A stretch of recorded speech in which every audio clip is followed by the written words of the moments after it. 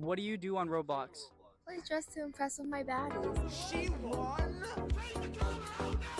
Five! Slay! My whole flag! You're right! You're unpressing me A few months ago, clips of popular streamers playing what I thought was a PS2 game were all over my For You page. I had never seen this game in my life, but something about it felt so familiar. It felt like something from a past life. All it took was a few good giggles and I was trapped.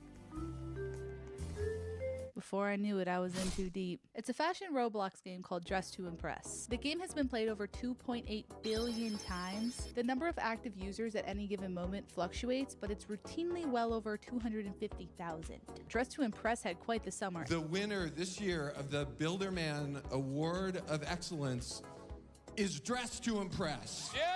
As did Charlie XCX with her album Brat. So they did a little collab. And when their collab released on Dress to Impress in September, active players spiked to over 651,000. The game is actually really simple. At the beginning of each round, players are given a theme, then 5 minutes to run around the boutique and dress their doll. After those 5 minutes are up, whether you're done or not, you are hitting that runway and emoting. Players then vote 1 to 5 stars. Top 3 average scores make the top 3 spots on the podium. Bada bing, bada boom, it starts all over again. What makes Dress to Impress so impressive to me isn't the fact that I have Dress to Impress nails right now. You're joking. You're joking. This is the work of an artist Michelangelo found dead in a ditch. It's not the fact that the nail tech named Lana has demonic lore.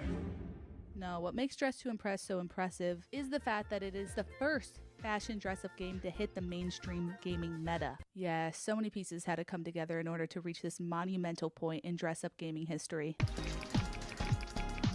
In order to know her, you have to know her. Hello? We start our journey through time in the 1800s. Girl, what the hell? Now you may be thinking, hey girl, I clicked this video to watch the evolution of dress-up games, not to be in the 1800s. Why are we here? I promise we're not going to be here long, but we do need to pay our respects to Little Fanny. Dress-up as an active play has been happening for a very long time, and it reached a whole new level with paper dolls. And that's where we're going to start our journey. Little Fanny here was the first manufactured paper doll in 1810, and she really gave commercial legitimacy to paper doll dress-up. Little Fanny had a cardboard slipcase, 7 cutout figures, 1 movable head, and thank God, 4 different hats. She was actually the main character of a toy book, where we follow Little Fanny's journey of virtue. You are meant to dress up Little Fanny according to the instructions of the book. At one point in the book, she becomes idle and vain, so she ends up poor and begging for bread. But she overcomes these trials and tribulations and was restored to a modestly dressed girl holding a book, thank God. No longer proud, lazy, or vain. Little Fanny, if you could only see the mark that you left on the world. Wow! Whoa! I think you'd be proud. Hey, wow, paper dolls were at their peak commercial consumption during one of the most financially devastating eras in United States history? Yes. What are paper dolls made out of? Paper. What is really cheap to make? I'll answer that. Paper. Paper dolls were kind of the perfect toy during the Great Depression. A paper doll usually had a main figure and different accessories and clothes to mix and match and put on the doll. The paper was attached by a little tab. So it would be like a little tab would fold over and then the paper would stick onto the paper. It wouldn't stick, but it would stay. It'd be on there via the tab. Paper dolls had great commercial success over the next 100 years. There was quite the selection of paper dolls. Art Deco Bride, Car Chic, Birds, Chanel, Ladies of the Titanic. What could go wrong? They were kind of the perfect toy. Cheap to make, cheap to buy. Barbie! Oh, her. Barbie was released in 1959, and you kind of get Barbie, right? You buy a doll, you have clothes to dress up the doll, you can buy more clothes, you can buy more dolls, you can mix and match them, bada bing, bada boom. It's a more interactive, more high quality version of a paper doll. And he Digital age. Before we can get to the screens, we need to discuss some vocabulary. I know you're just itching for some definitions right now. That's actually why you clicked this video, isn't it? The line of what makes a dress-up game can be blurry if we don't nip it in the bud right now. So if you've ever made an avatar for a game, or created a character, or even dressed up a character in a video game, that's technically dress up. Therefore, isn't most video games dress up? Awaken to a world of wonder in Final Fantasy XIV Online. Not in this context, no. What we're discussing here today is the difference between doll play and identity play. The European Journal of Social and Behavioral Sciences published a paper in 2016 of the significance of dress-up games on children's materialism. Very interesting read if you want to learn more about this topic from an academic sociological perspective. This and all of my other resources will be linked in the description. Thank you. These two modes of play are explained in this paper, and we're going to be talking about them a few times in this video. In the doll play model, the doll is distinct from the player themselves. In identity play, it's usually an avatar or a character that you play as in the game. Hence, unlike doll play, the character in identity play is merely considered a form of personal expression. Now, if you black that out, no problem. We're about to run into allow players to literally clothe for the occasion, where they can modify the character's appearance for a specific venue or theme. The distinction that I'm making for this video is that I'm going to be talking about games where the main gameplay is dress up. Anything that happens around that, like lifestyle, simulation, or mini games, are all ancillary. Now that you've graduated from Dress Up University, it's 1991. You were in school kind of a long time. Paper dolls made a comeback, but not in the way you may think. No, these babies are on the computer.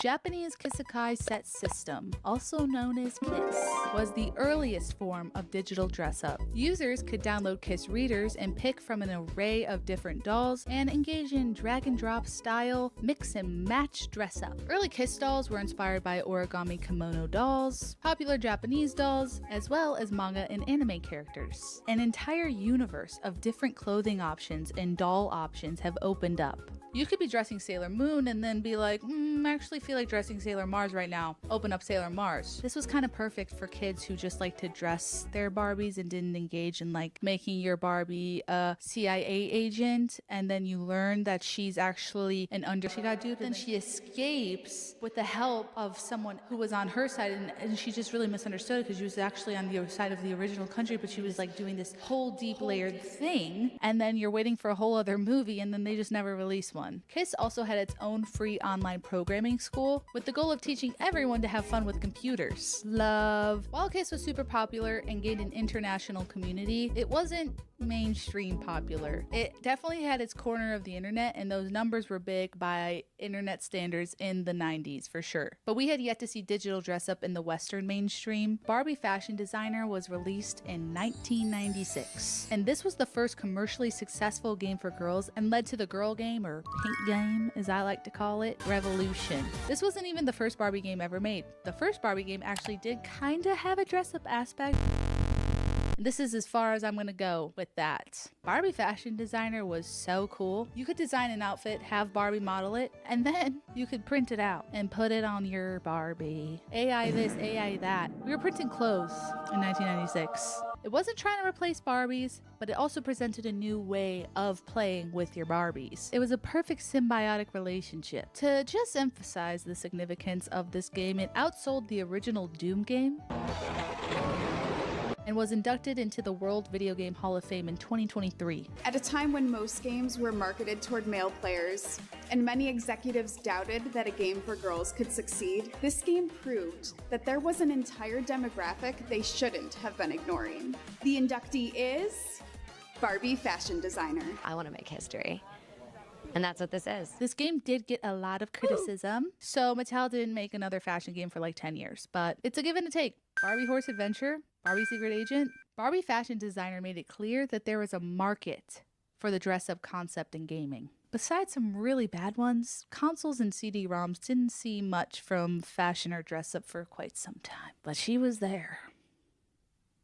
On the internet. In 1995, a website called The Palace was launched. The Palace was a computer program where you could access different chat room servers called palaces. Although The Palace was technically released before Barbie Fashion Designer, The Palace's avatars, aka dolls, were seeing a major growth in popularity in the late 1990s and early 2000s. Dolls was sharing a little boat with KISS. A lot of the appeal of dolls was similar to the appeal of KISS. A lot of different options to dress characters by dragging and dropping clothes and accessories. And they're still sharing this boat. Dolls, like KISS, were made by the users themselves. The people got what they want because they were making what they wanted. And this is also a major reason for the success of Dress to Impress, but just something to keep in your brain for later. Several palaces were dedicated to dolls editing contests. This is where we see the first version of dress-up competitions online. These spaces were safe spots for users to experiment in art, design, and expression. It was both work and play, unraveling how to earn the social currency awarded from winning. Themes were often vague, like an outfit for a first date or a substitute teacher. Sound familiar? Dolls and Kiss were both extremely influential for what I'm about to call the golden age of dress up. Brought up golden age twice in one video. Okay, welcome to the early 2000s. At this point in Western culture, computers have become a household piece of tech, and the time I spent playing Pajama Sam was replaced with Fancy Pants Adventure. Growing up is a crazy thing. Yes, an internet connection thanks to Adobe Flash. If you never experienced Flash games, think of Flash games as mobile games before mobile games. Many of the early Flash game sites were just evolved versions of the drag and drop dress up that we'd seen with Kiss and Dolls. You could probably play these for 15 minutes max, get bored, move on to another one, but that's fine because there was 8 million other options. And that was just on Girls Go Games. Head to Girls 2 Games, you got 8 million more options of dress up. Dolls was still very much associated with this era, but I wanted to dress up Edward Cullen as if he were a Jonas brother. This is the skin of a killer, Bella. Then dress up Bella if she was in Sweet Life as Zack and Cody, then head over to my scene, and then head over to Polly Pocket and play some mini games. I was booked around the clock. An important note here is that celebrities were everywhere on these dress up sites, and it's weird reflecting on this. It seemed normal at the time to be dressing up Amy Winehouse. But it was weird, for sure. I think there was just something really exciting of being able to go to a website and have access to a million games. It was kind of like getting one of those games that it started to become difficult to stand out. This was done by either having a really, really unique dress-up game idea or adding more than just dragging and dropping accessories and clothes. As developers kept innovating, a wave started to catch. 3 letters. MMOs. Well, in 2004, a Finnish woman named Lisa Ring found deep inspiration in the paper dolls that she used to play with as a child. She started designing her own paper dolls and gave them their own accompanying wardrobe. She learned web design and uploaded these dolls to her website, paperdollheaven.com, and it gained a lot of traction. The people loved it. A businessman saw real potential in paperdollheaven.com becoming a virtual world. Businessman became CEO, Paperdoll Heaven became stardoll.com. This was the first time an online dress-up game was given money, time, and energy. Jeepers, did it pay off. I cannot overstate the cultural significance and success of stardoll.com. I actually spent most of my virtual world time in Club Penguin, and I just wasn't ready to move on to another virtual world. Even though Stardoll did intrigue me, I built a life in Club Penguin. But I brought in a former Stardoll YouTuber and expert, my best friend Angelica. Stardoll consumed since maybe 6th grade. So from 3rd grade to 6th grade, you were playing Stardoll daily. Yes. Damn. I have been chronically online for 20 plus years. Stardoll really expanded on the drag and drop dress up concept rather than making it a secondary mini game. You ever come on Stardoll and dress celebrities? That's the best question. I dressed up like everybody. I just did 50 Cent the other day. You're able to like dress up different celebrities and a lot of their like famously photographed outfits, but then you're also able to have your own paper doll that you can make in the image of yourself or just like your character that you want to create. While it kind of like started with having online paper dolls, it slowly became so much more because you had your character and then you were able to like customize your character with like makeup, skin tone, body shape. Then you were also able to go shopping online, and then there was almost this sort of like thrifting aspect, and then you could design your own clothes.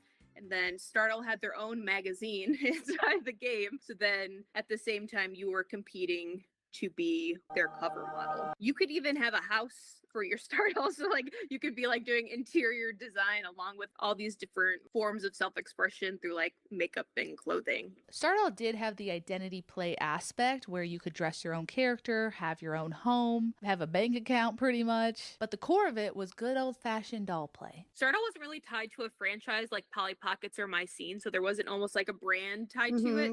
It was just more because obviously you wanted to look good, but you also wanted to look so good that you could be cover girl.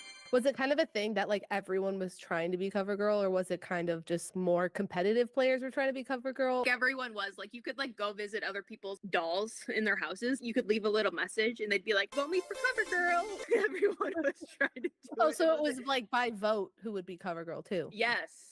Very Okay, American Idol-esque. Becoming cover girl was a hustle. Girls were posting their campaign videos for people to vote for them weekly on YouTube.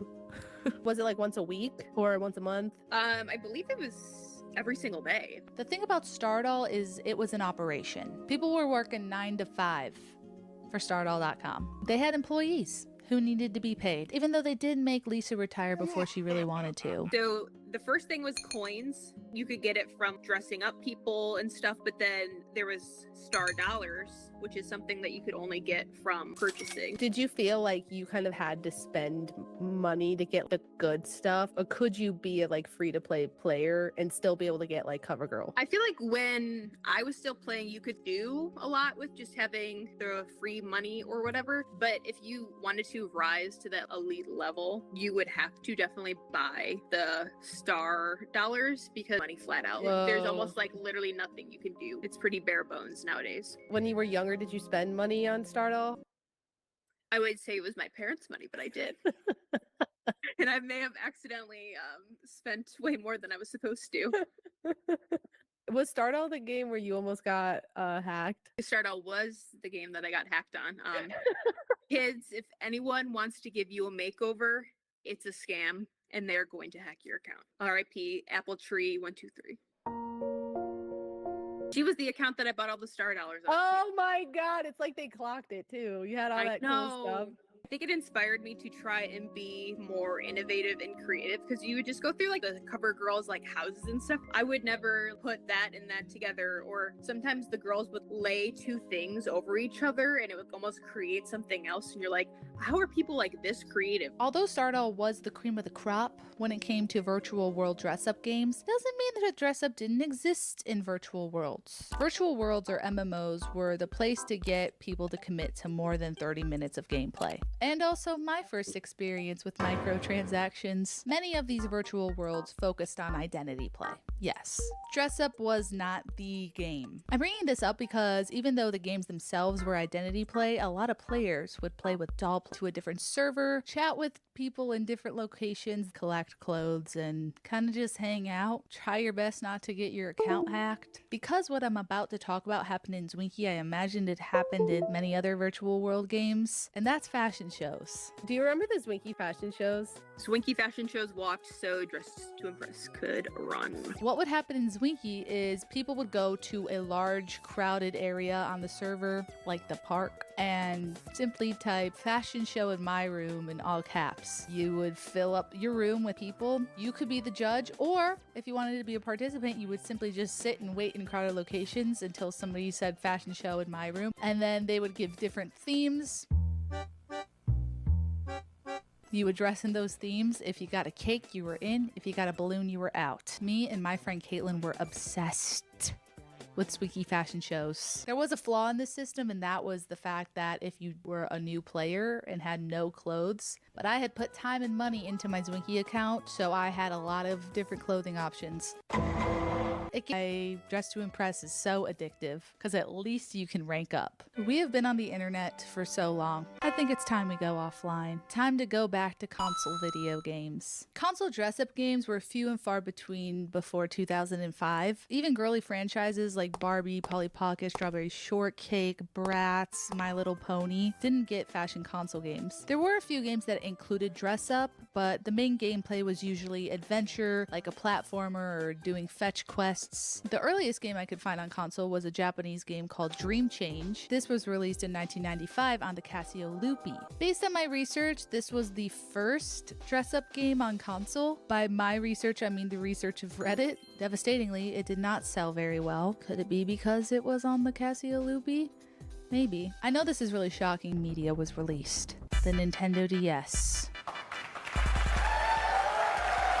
There was a massive amount of Imagine games dedicated just to fashion, and a few others that were slightly more enjoyable than the Flash game options. There was one that left a mark on the fashion gaming world: Style Savvy. Style Savvy was released in Japan in 2008 and then in North America and Europe in 2009. It's simultaneously a bestseller and a cult classic. People are still playing this game. Style Savvy is a fashion simulator where you play as a character who's very into fashion and works at a boutique. You dress different clients based on their preferences, budget, and their style. Show An Eye for Style, which was also played vertically in Bratz Fashion Boutique. Style Savvy took the risk that no one was willing to take. Similar to Stardoll, the main gameplay is dress up, and the simulation aspects of the game is what keeps you playing. Many fashion and dress up game enthusiasts still believe the Style Savvy series is the best fashion games ever made. Sadly, the Style Savvy series lived and died on the Nintendo DS. Every single game we have talked about up to this point has led to Dress to Impress. Dress to Impress has become the trendiest fashion game ever. Why? It's an easily clippable, memeable game. And I hate that I just said memeable, but it is. That's how I found out about Dress to Impress. Stop it!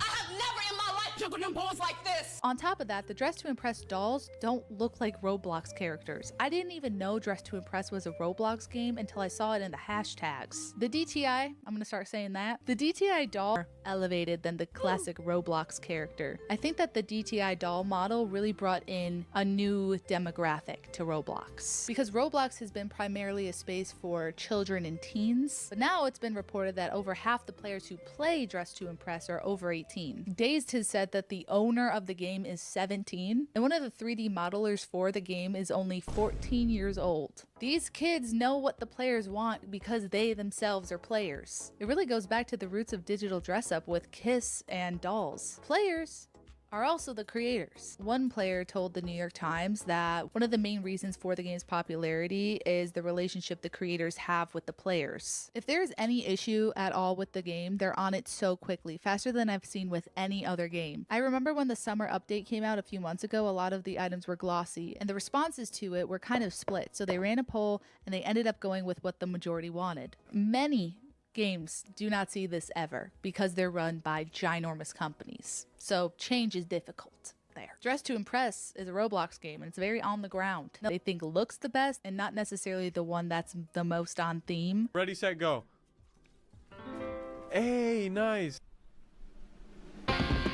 What? I'm in actual shock. It's funny, but at the same time really frustrating. So the creators of the game have added new servers, like VIP only servers. I think there's even one where you have to reach a certain level in order to be in that server. So people who take the game more seriously might have a better experience in those servers. On the surface, the game does seem a little bit basic and a little vapid, but if you play for a little while and you engage with the other players, you start to realize that this game has had a lot of work put into it. Game Theory just released an entire video on the nail tech named Lana's lore. The person who was working on the Lana lore had to take a break because they needed to study for fee and get access to a whole extra wardrobe. And yeah, paying makes winning probably a little easier. People have gotten really creative with how they layer their outfits. And it really reminds me of when Angelica was talking about how in Stardoll she would see other players doing some really insane innovations, and it was just so baffling to her with how creative people could get with the game. Dress to Impress is also super accessible. It can be played on a phone, an iPad, a computer, and it's free. And finally, the reason we got to this point with Dress to Impress being at the top is the competitive element. The competition is the best part of the game, for better or for worse. Thinking about the time I was panicking to remove an accessory and accidentally removed all of my clothes. Sometimes you beat yourself. I wanted this competitive element with my fashion shows in Twinkie. The unpredictable my age find peace playing it. Oh, peace and peace. Peace and peace. Yes. The stepping stones it took to get to this point were super necessary and important. But now, an activity that players in virtual worlds have been organizing since the 90s has a place. It just makes sense that we're here. A girl named Amira had a quote in the New York Times that I think perfectly closes out this video. At 22, she feels she is one of the older players, and that the game and its design feel nostalgic for her, like many of the fashion girly games she played growing up. I think every generation needs its staple game, she said, and I think Dress to Impress is that for this generation. Lana told me she will corrupt your Dress to Impress game if you do not like and subscribe. Thank you so much to my members. I love you all so much. Thank you so much for supporting me and my channel. Can we make some noise for the nails? Can we make some noise for the nails? These are the most beautiful things I've ever put on my hands, and I'm obsessed with them. Love you all so much. Talk soon. Bye.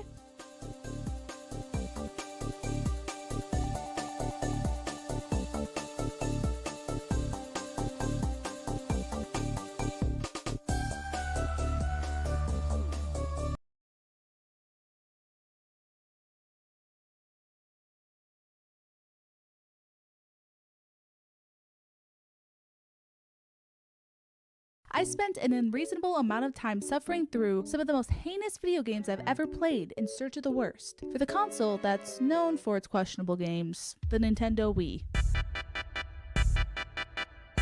Did your mom ever come home after shopping at Walmart on a Saturday afternoon, and as you're helping her unpack groceries, there, in between the Suave shampoo and the Q-tips, you see a Cold Stone Creamery Scoop It Up Wii game. Oh boy, a video game. How exciting. And your mom tells you, yeah, I found it in a clearance bin for only $5. And you're so excited that you pop that puppy into the Wii and you're playing only to realize this is actually way less fun than a lot of the games that I play on Cool Math Games on one of those really chunky laptops at school. That is staying up all night playing Super Mario Galaxy 2 with my little sister. Both of us filled with whimsy and in awe that a game about a small Italian man could be so fun. The Wii revolutionized gaming because it was for everyone, which is really awesome and cool, right? Yeah, but also really, really terrible because everybody wanted to get their dirty little paws on the Wii. And coincidentally, other Nintendo consoles were notoriously difficult for third-party developers to make games for until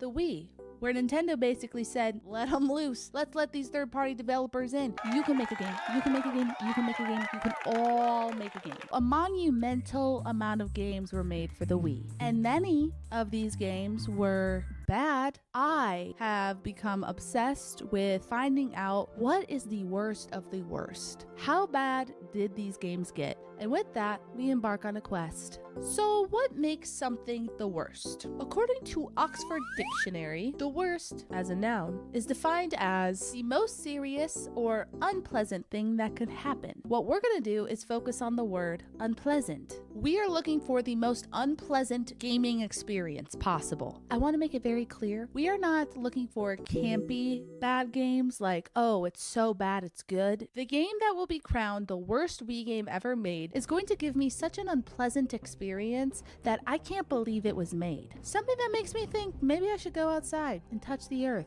be with nature for a little bit. I want to find a game so bad it breaks me out. It gives me acne. Greetings, seekers of wisdom. It is I, Grand Wizard Geordie. I bring forth the sponsor of today's video, Nerx. Nerx is a digital healthcare platform with a veritable grid of clinical of your healthcare style to get started. Or Geordie McNeil. Results may vary, not offered in every state. Medications are only prescribed if clinically appropriate, and consultation is required. And so I began my quest. I sifted through defunct game forums, YouTube videos, top 10 lists, Quora, or is it Quora? And of course, everybody's favorite, Reddit.com. And man, Reddit really is the place where you can feel really connected to the rest of humanity through your niche questions and needs. Like, I need to find the worst Wii game ever made because of my soul-consuming curiosity, and this person needed to find the worst Wii games ever made because they wanted to sabotage their evil cousin's Wii they were getting for their 8th birthday. A little tomato-tomato action. Except nobody really says tomato. And now that I think about it, maybe this person's motives are kind of, questionable. They did provide a list with YouTube links of all of the games that they collected. That was actually pretty kind of them to do. And verbally, I'm like Jacques in Finding Nemo, except instead of bacteria, it's bad Wii games, and the internet is my fish tank. Shout out Jacques. Character that really shaped me, apparently. I went through a list of every single Wii game ever made because I'm insane. I let my soul decide what it felt was probably going to be a really bad game. No game was safe. Not even you, Imagine Party babies. Can't hide from me. Every developer needs this Chrome extension. Daily.dev is a completely free-to-use Chrome extension used by over A P that lives in the same pod as low-budget, poor-quality games released in the hopes of being purchased by unsuspecting customers is often referred to as shovelware. These are the games that were in the $5 discount bins at Walmart. But there's a secret third P in the pod, and that P is Data Design Interactive, also known as DDI. DDI was a game studio that developed all the shovelware poster children for the Wii, and many of their games are the main characters of this video. DDI is criticized for many things that are borderline. Everything is the same. So I guess it's kind of cool in the sense where you're like, do I want to be a Ninja Bread Man or Elvis? Otherwise, they were selling the same exact game. We've researched, we've collected data, and we have our list of potential games, and now it's time for the qualifiers. This is where we're going to be testing out games to make sure they're eligible for the tournament. By eligible, I mean if they are too fun, they do not qualify. Hence the word qualifiers. The worst Wii game ever made is quite the statement. And because I have a limited amount of brain cells, I needed the rest of my brain cells, aka my chat, to help me make these decisions as we continue our quest. So I streamed most of the games on my list, except for this dog game that I played really late at night once, and I actually had a really good time playing it, so it was immediately disqualified. And by God, did we game. This is okay, that guy was in my way. Oh my god, the way this buddy runs is insane. It looks like a GTA character. Gosh, oh my gosh, it's George Lopez! Dun, dun, dun, dun, dun, dun, dun. Dun, dun, dun, dun, dun. Silly Monkey is a free thinker. I feel rage playing that. Grandma was a smoker, that's for sure. Oh, he's so cute. I'm kind of different. I don't think that beauty is everything. There's no better way to find a winner of something than a bracket. Actually, maybe a cage match, but we cannot do that with video games, so we are doing the bracket. I mean, we're doing it like any other sport, you know, video games, you know, that's in the e-sport.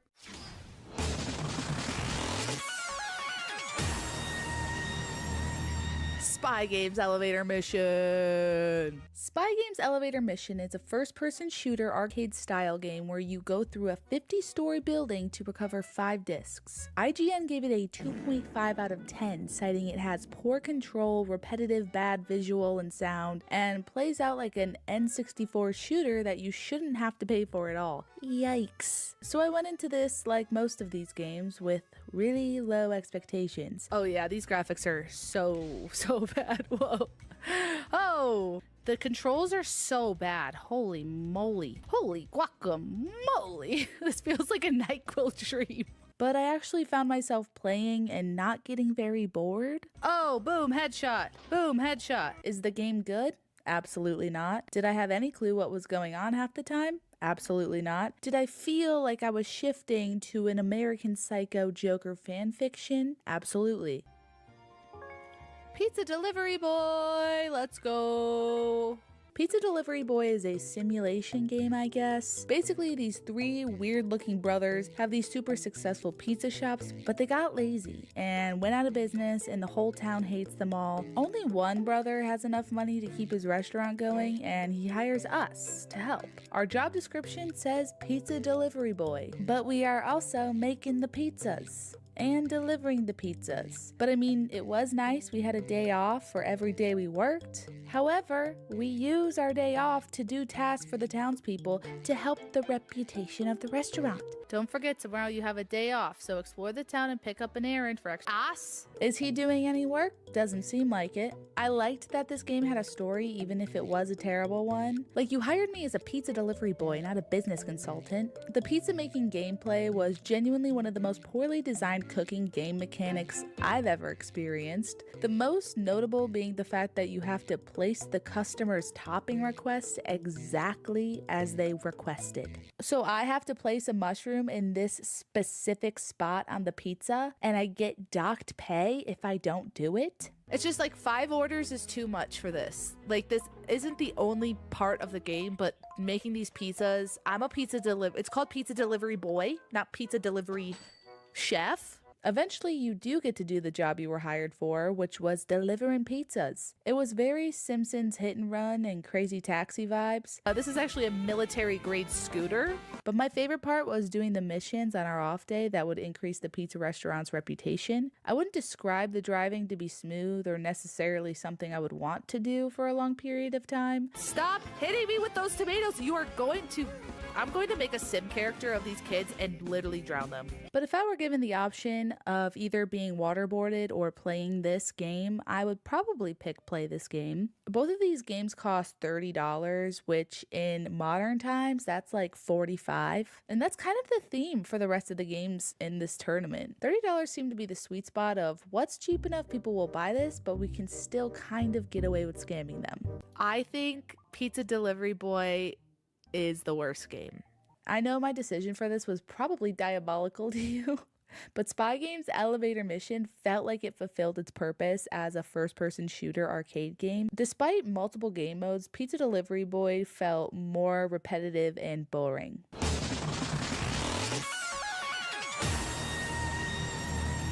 Alright, The Bachelor game. The Bachelor, the video game, is a party game in which you get to compete for the love of this guy. It's actually exactly like The Bachelor, except instead of talking to the person you may marry, you play mini games to win his love. I don't even like this Bachelor. Like, why do I have to play mini games for him? The mini games in this game are so terrible that it actually makes me sad. This is genuinely the dumbest thing I've ever done. I honestly just want to move on from talking about this game right now. Monkey Mischief is a really great competitor for The Bachelor since it's also a party game, but instead of playing as women, you are playing as monkeys. And instead of competing for love, you are competing for survival. Monkey Mischief's gameplay is honestly pretty basic, but the noises the monkeys make did make me scared. The sound effects are throwing me off. Chat voted on this one and it was based. This is Major Minor's Majestic March. Major Minor's Majestic March is a tough one for me to pin down how I feel about it, even right now as I'm sitting here pondering. So Major Minor was actually supposed to be a good game, and I could feel that as I played. The story was really unique and weird, but kind of in a good way. You basically play as this cat. Imagine if the cat had a low taper fade. Y'all are funny. Major Minor wants to lead the band very badly, but he didn't have a talisman. So his friend's like, why don't you just use the one your smoker grandma possesses? And then he's like, oh my god, yeah. And then smoker grandma harasses him into marching. This is your first big chance. Don't blow it. Okay, grandma. Oh, he looks stressed. March, march, keep on marching. Oh, no, he's literally going through trauma.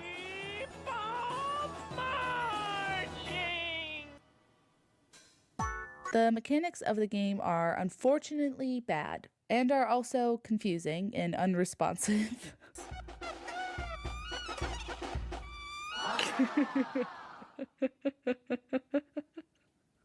Because I wanted to enjoy this game. Also known as Aubergine. What was his plan? Oh, we have a villain entered the chat. Okay, villain. Did you guys hear that in the back of my throat? It sounded like a freaking raptor. But it fell short in a major way. One thing that is nice is if you fail twice, your demon grandma uses magic jelly beans to keep the band more chill. I'm curious what's in those jelly beans and where Granny got them. So yeah, this game is weird and doesn't really work. Okay, so last minute entry of Chicken Shoot. Chicken Shoot is a shooter game where you shoot chickens. Some people say this game is the poster child of shovelware, but it's interesting because the original Windows game was apparently really well received. The Wii version was panned by critics as it received generally unfavorable reviews, while the DS version was overwhelmingly disliked. In 2015, Games Radar said that it was the worst game on the Wii. That is a statement because I'm trying to determine that myself, and we cannot take this lightly because they're literally a game company. Girl fights. To be honest, I really wasn't surprised at this game. I wasn't like, oh wow, yes, this game is so bad and so weird, boo. You know, I didn't do that. Who's shooting at me? Who's shooting me? If I was advertised Chicken Shoot and I bought it for $30, I would be like, yeah, I guess that's what I paid for. You know what I mean? Whereas with Major Minor, if I was expecting like a really fun rhythm game and that's what I got, I would be shocked. I'd be bamboozled. Did they have to price Chicken Shoot at $30? Absolutely not. I'm gonna have to say that between these, Major Minor is the worst game. Shocking upset. Shocking upset. Oh geez. It's just, I'm getting to the point now where I'm like, oh, I don't want to play this. Which, you know, we're getting to some bad games.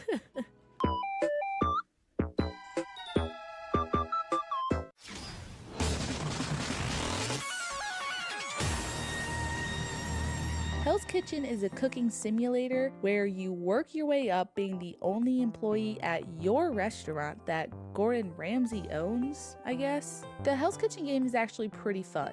See that asterisk I put on screen? That's because I mean fun in the context to the rest of these godforsaken games. However, I did get anxiety playing because I'm just anticipating getting yelled at the whole time by Mr. Ramsay. What are you guys waiting for? People are getting impatient. Oh, because he just sits there watching you. It's basically Diner Dash, which is a concept that actually works. So they basically just said copy paste with that.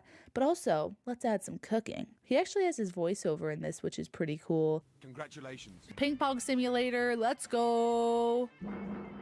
Balls of Fury is based on the movie about funny guys doing ping pong. And in this game, you play a guy playing ping pong. Oh my gosh, it's George Lopez! The controls for this game are broken, so it may be a slightly broken game.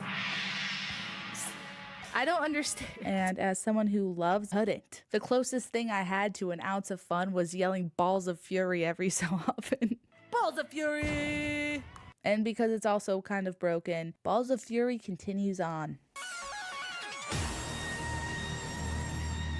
Billy the Wizard is our first DDI game of the tournament. How exciting! And man, they really came out swinging with this one. Billy the Wizard is a broomstick racing game. The concept of playing a wizard, and I know that this will probably be shocking for you, is one that I really like. There are 3 game modes, but that doesn't really matter because the first time I played this, I couldn't determine if it was accidentally made to be extremely hard or it was just broken. Oh my god, I'm gonna lose my mind. I'm gonna lose it. I'm gonna lose it. I'm like getting motion sick. Oh god. Why are we not using the Wii remote with better sensitivity? Why did they choose the nunchuck? That was an active choice they made. Which then caused me to rage quit. Guys, I can't do it. I'm sweating playing this. I cannot do it. I hate this. I hate this. I'm angry playing this, and that's something I'm gonna have to note. So because of that, Billy the Wizard, you continue on. Burger Island is basically just a mobile game without ads, which honestly isn't too bad of a concept. It's got the classic mobile game surface level story about how this couple just gave this girl they never met their whole restaurant, their life's work, and then you make burgers and burger adjacent items with the typical cooking gameplay. You upgrade your food items, it gets more difficult as you progress, and there is this French guy. Beastly is another shovelware movie game, except instead of playing the main characters, you play as someone who doesn't seem to know anyone really. Tasks for the main characters. Can I take a few pictures for the school paper? I don't feel like working right now. Oh, could we? We have to take pictures for the school. You don't feel like working right now, that's your job. Why am I doing these tasks for everyone? We are also weirdly in everyone's business. Why are we the one doing this? We don't know him, it seems like. I think this game is what it actually feels like to be an NPC. You know how you'll play a game and just wonder what the NPCs are doing in their free time? This is it.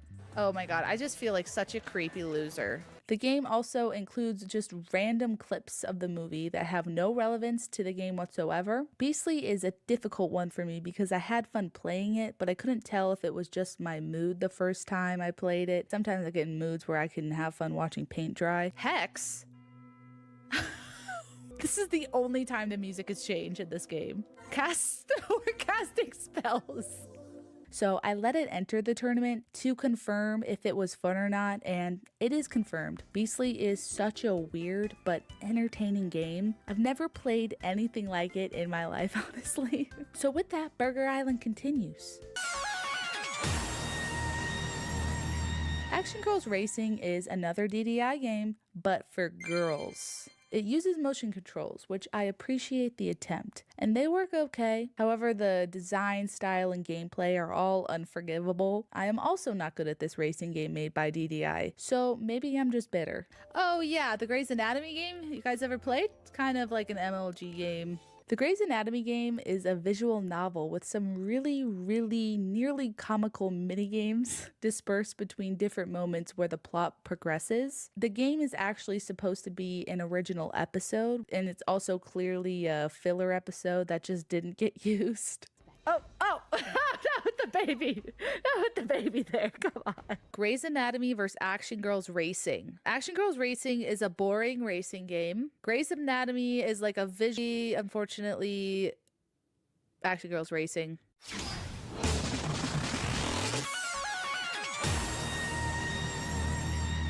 The iCarly game is basically just a worse, less fun version of WarioWare. If you've never played WarioWare, imagine a really fun game, and then imagine a version of it that isn't as fun, and that's the iCarly game. iCarly is the better game. I thought Baby Game vs. Baby Game would be fun. Babysitting Mama is by the same people who made Cooking Mama, the iconic Wii cooking game. I have genuinely clocked an insane amount of hours on Miss Mama's cooking game. Babysitting Mama, you babysit, and the game came with a real baby. Well, not real, but a stuffed real baby. Not real, a stuffed baby that was in real life. So this was how you played the game. The concept is, yeah, it's insane, but also the gameplay is really interesting and unique, although I don't know if I would choose to play a game where I have to change baby diapers. That was one of the worst things I've ever done on stream. Imagine is probably the only company that could get away with the concept of party babies, and yet it's still a stretch. It's basically a party game that's being driven by a story where you are a caretaker at this daycare, but you also play as a baby. I thought it was a furry for a second. At one point, I literally disassociated playing the game. I am this baby. Like, I'm in the point of view of the baby right now. Yeah. Okay, cool. Yeah, Imagine Party Babies is the winner for that.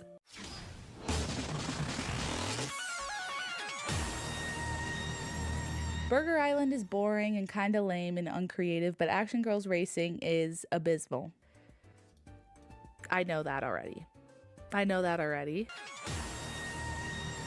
Both of these are boring, but Billy the Wizard wins. That for sure. Making executive decisions here. Despite the fact I nearly lost my mind playing Imagine Party Babies, it was still more fun to play than the Bachelor game.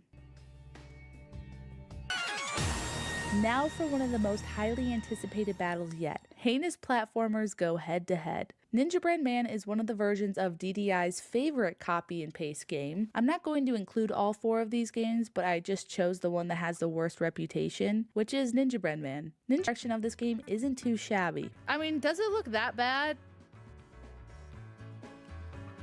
No. If the gameplay wasn't so terrible, this game could have probably been fun, and I honestly probably would have bought this and been one of those people who were so disappointed. M&M Adventure is also a platformer, but instead you play as the red M&M. When I watched the intro to this game, I felt like I entered a fever dream that had been buried deep into my subconscious. System error. Your unknown address. I cannot hear their voiceover. Mode activated. All harvested candies ejected. All robots gone AWOL. All sector doors initiate emergency security lockdown. The controls and gameplay are marginally better than Ninja Bread Man. M&M Adventure was just so unhinged in a way that made it entertaining. So I think like overall Ninja Bread Man is worse. So America's Next Top Model, my character's face just... Oh wait, was there something on her face? The second time I played it was just completely gone. Anyway, you play as a model. Whoever did the direction for this game needs an award. The voiceover... I want you to meet me at the indoor catwalk in the city as soon as possible. Is this supposed to be a British accent? The misogynistic driver. What does a supermodel know about cars? Don't try to impress me. The only way you're able to do well is by eating fruit and literally nothing else. I mean, this game was a time capsule. There's rumors that GTA 6 is actually modeled after this game. So often with the upset. Okay, we're ending the poll. America's Next Top Model. America's Next Top Model moves on, baby. America's Next Top Model has potential to be fun. Ninja Bread Man has no hope whatsoever. Ninja Bread Man, by a significant amount, has won. And I agree. I think Ninja Bread Man is worse. Ooh! Guys, we have our top 4. I think that this is a good top 4.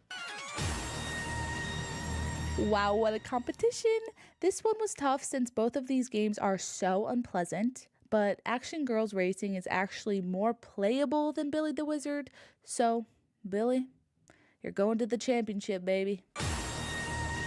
The Bachelor really is the Cinderella game for this competition. Ninja Bread Man was the #1 seed. I had low expectations for both of these games, and somehow The Bachelor still disappointed me. This is so stupid. What?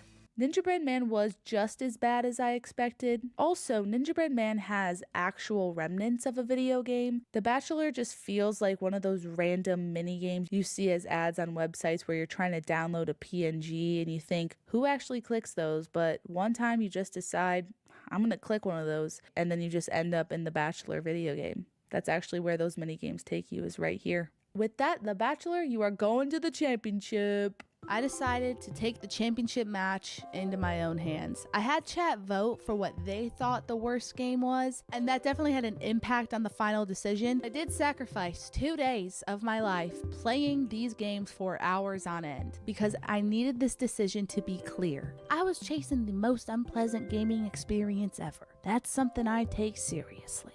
Okay, it's just me today because literally people were begging me not to play this, so I am gonna play the Bachelor game. I'm gonna attempt to finish it. I think it's gonna rot my brain. So here we go.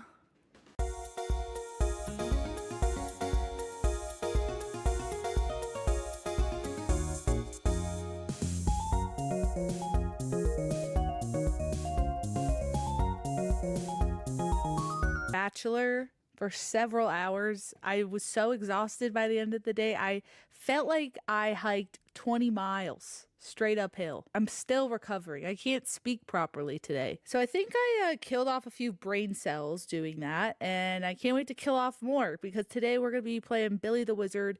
Okay, so that's how we slow down, and then, oh, that's right.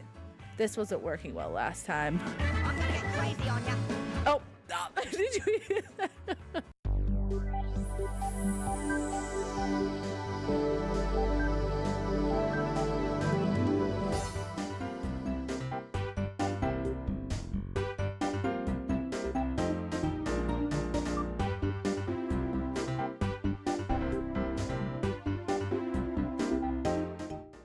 The results are in.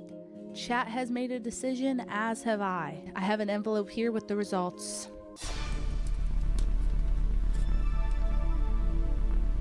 The game that has been crowned the worst Wii game ever made is...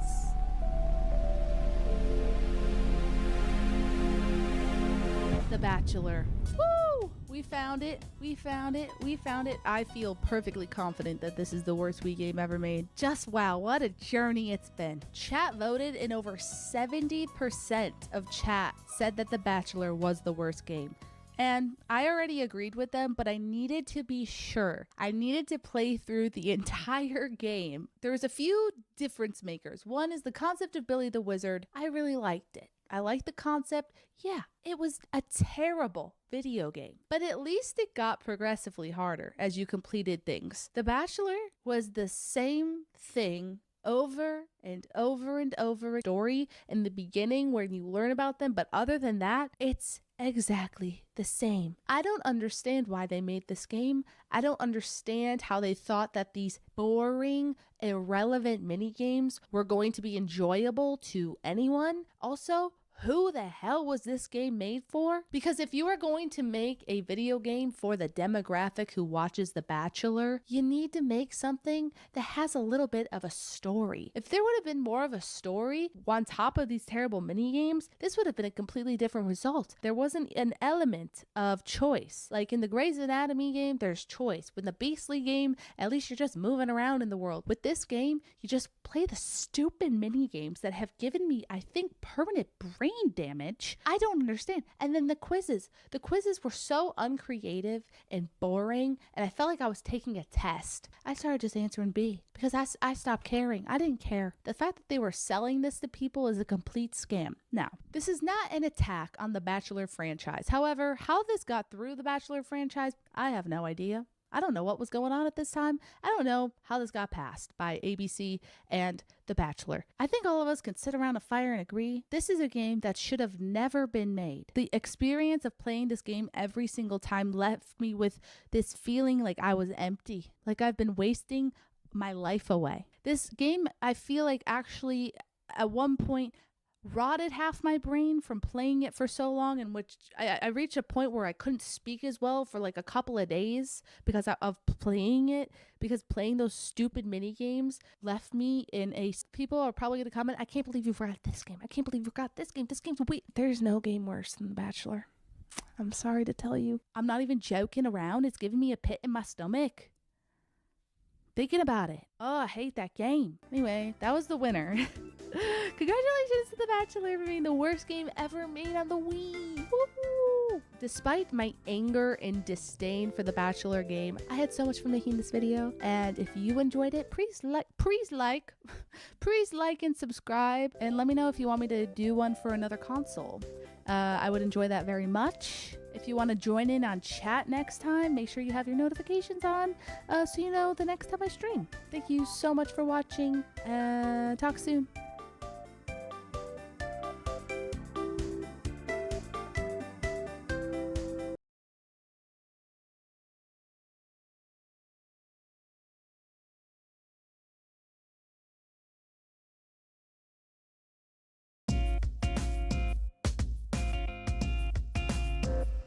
Hello friends, and welcome to another video. This week, we're gonna be going on 7 dates in 7 decades, because Tyler's gonna be stuck with me forever. Past of dress up, and I've always been kind of a nerd, so it's kind of the perfect crossover. A little bit of petticoat, a little bit of learning. If nothing else, I'm edutaining myself. And over the years, I've done a number of fashion history videos, from our original decade fashion video series over 7 years ago, to zooming into space with my 1950s bullet bra, to exploring historical wedding dresses, and even going back to my childhood haunt, Colonial Williamsburg, and getting an 18th century makeover. And for some of these fashion history videos, I've made my husband Tyler come along for the ride as well, even if just for a little dip into the mustachioed waters of the past. Peace and love, I'm a Beatle.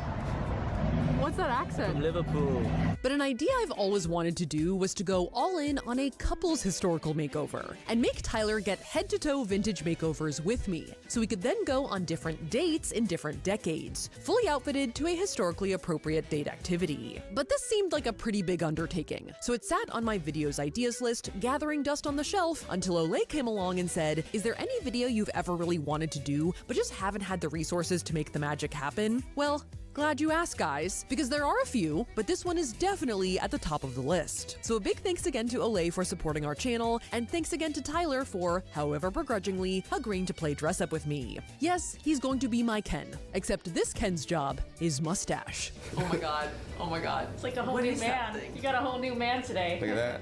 That's man right there. Now, to kick off our dates, I thought the right place to start was with what I would consider the advent of modern dating, the turn of the 20th century, the original knots. When electricity was 20th century, I did want to take a second to acknowledge that a lot has changed since then, and we are going to be portraying eras in US history where women and minorities did not have equal rights, and eras where dating was not the same for everyone, as throughout these decades, queer relationships and interracial relationships were discriminated against and were often straight up illegal. And even if we are approaching this history in a lighthearted way, it's important to keep in the back of your mind a popular saying in the historical fashion community, which is that you can appreciate vintage style lifestyle without idealizing vintage values. Now, in the 1900s, a lot was changing. Not only was electricity changing our way of life with newfangled inventions and technology, but people were flocking to American cities, looking for jobs in new businesses and hoping to make a way for themselves, including young single women now living and working outside of the family home. And it was these young women living in boarding houses and immigrant communities living in small apartments who began to disrupt the old ways of courtship, as there wasn't room for gentlemen callers to call upon a woman at home, and the place of dating started to move from the home to the city itself, where daters went out unchaperoned. Tyler and I have been married for 5 years, so I don't think us going out unchaperoned would have caused too much of a stir, but that doesn't mean we couldn't have some fun. Oh, you look linened. Linened? You look summery. Yes, it's a 1900s couples look, people, and Tyler is rocking a beige suit. I think you look great. I have never seen you in this vibe. Summery yet formal? Right, yeah. Never. Now, men's fashion has been pretty suit heavy for a long time, and the 1900s are no exception, but for a summery Edwardian era look, we gave Tyler a beige linen suit for as much of a leisure outdoor vibe as possible. I'm the walking embodiment of the beige mom. Oh my god, yeah. Beige Tyler. With some retro details like a satiny waistcoat, a kind of purposefully undone ascot, a snazzy pocket watch, and a straw boater hat, which really took the look from summery Teddy Roosevelt to a full Bert from Mary Poppins moment. Look at the amount of hat in this. Hey, I feel like I'm gonna poke you in the eye with my hat. I gotta watch out, man. Dangerous selfieing. Now for my look, in this era, the major beauty ideal of the time was the Gibson girl. Based on the illustrations of Charles Dana Gibson, she was fresh-faced and stylish, and certainly not provocatively painted, so our makeup artist Ching kept everything pretty simple. Yeah, the vibe is like, look as hot as possible, but without looking like you're wearing makeup. Right? And the Gibson girl was often portrayed as sporting an iconic poofy pompadour hairstyle, which in my case is a full-on wig. Why am I sure that a seagull is going to land in it?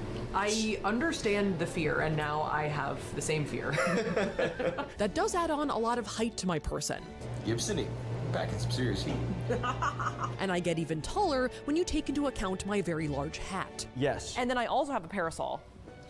Ooh. Parasol. Which is like a full 3 feet above my head. You are giant.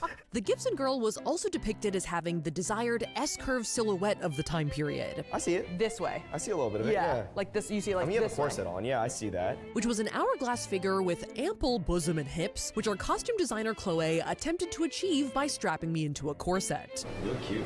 Thanks. You feeling armored? Yeah, totally. I can get stabbed in this outfit. As well as adding on some butt pads and a frilly undershirt to really create that loose, top-heavy mono-boob look. Is it hot? Oh, is it hot? I thought you meant like physically, because yes, it's hot.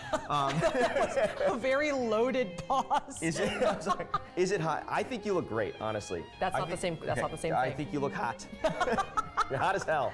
Though even with the exaggerated feminine silhouette, women's daywear of the time was actually kind of menswear inspired, which was supposed to better suit modern pursuits like bicycling, entering the workforce, and even attending college. I think together we look like a pretty smart couple, but we promised a date. So we gotta get out of here. I feel like, honestly, just unleash us. Unleash us into Los Angeles. Unleash us, man.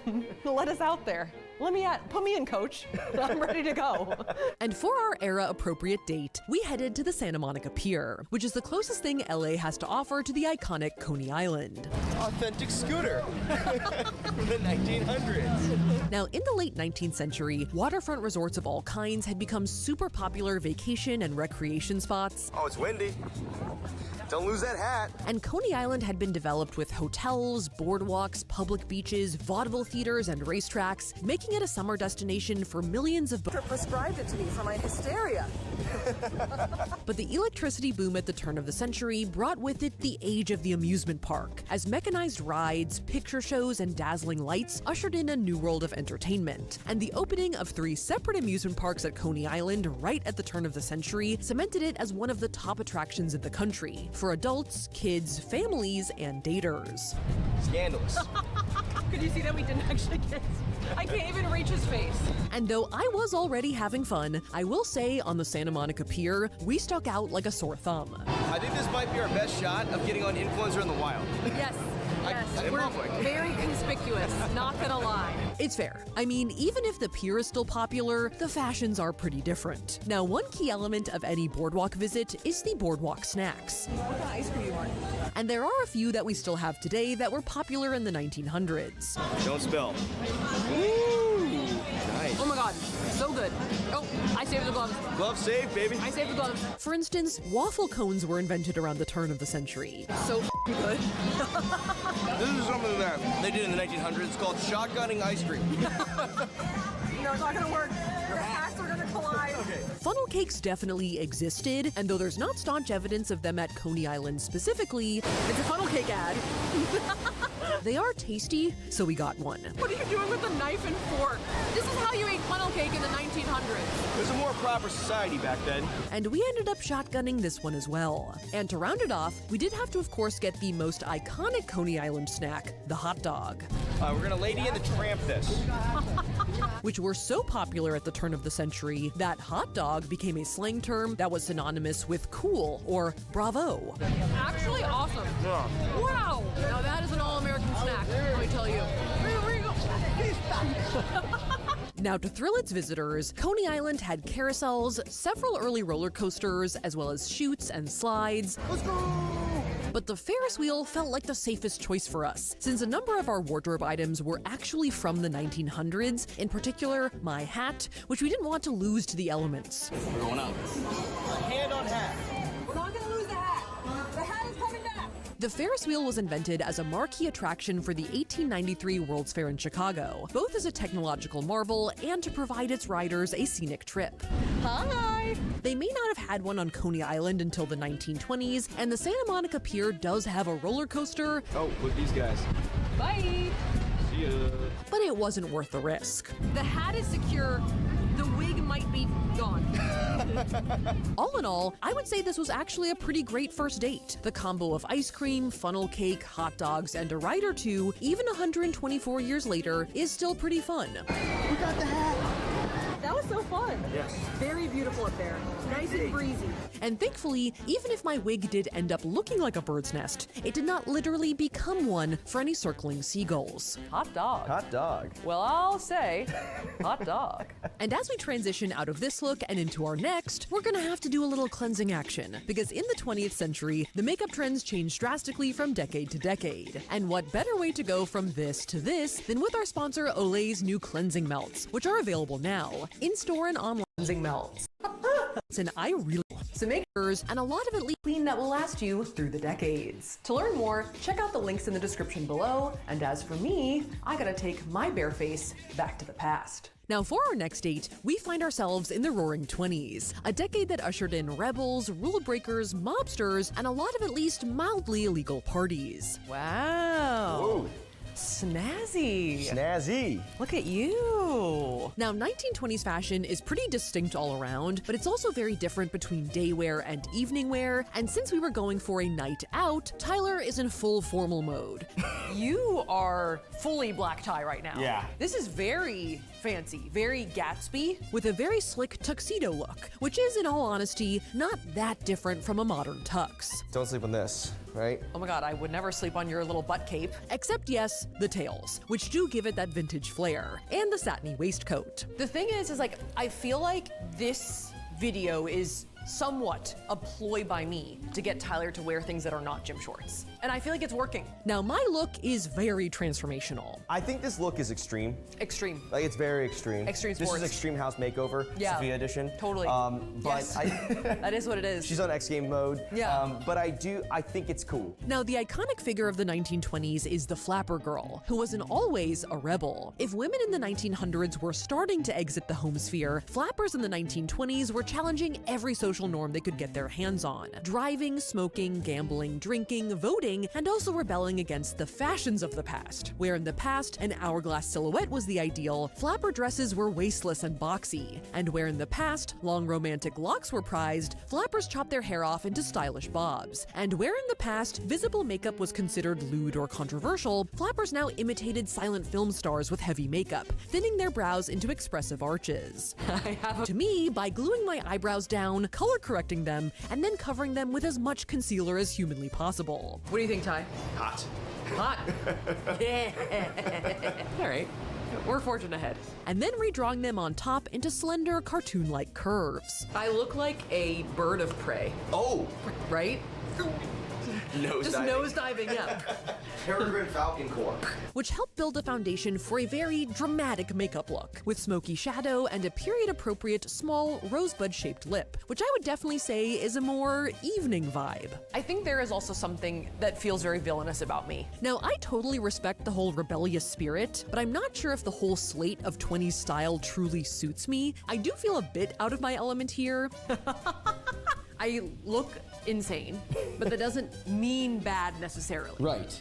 However, maybe that's the whole point. After the beach, maybe we go somewhere a little bit shadier. Nice. A little darker. Nice. A little boozier.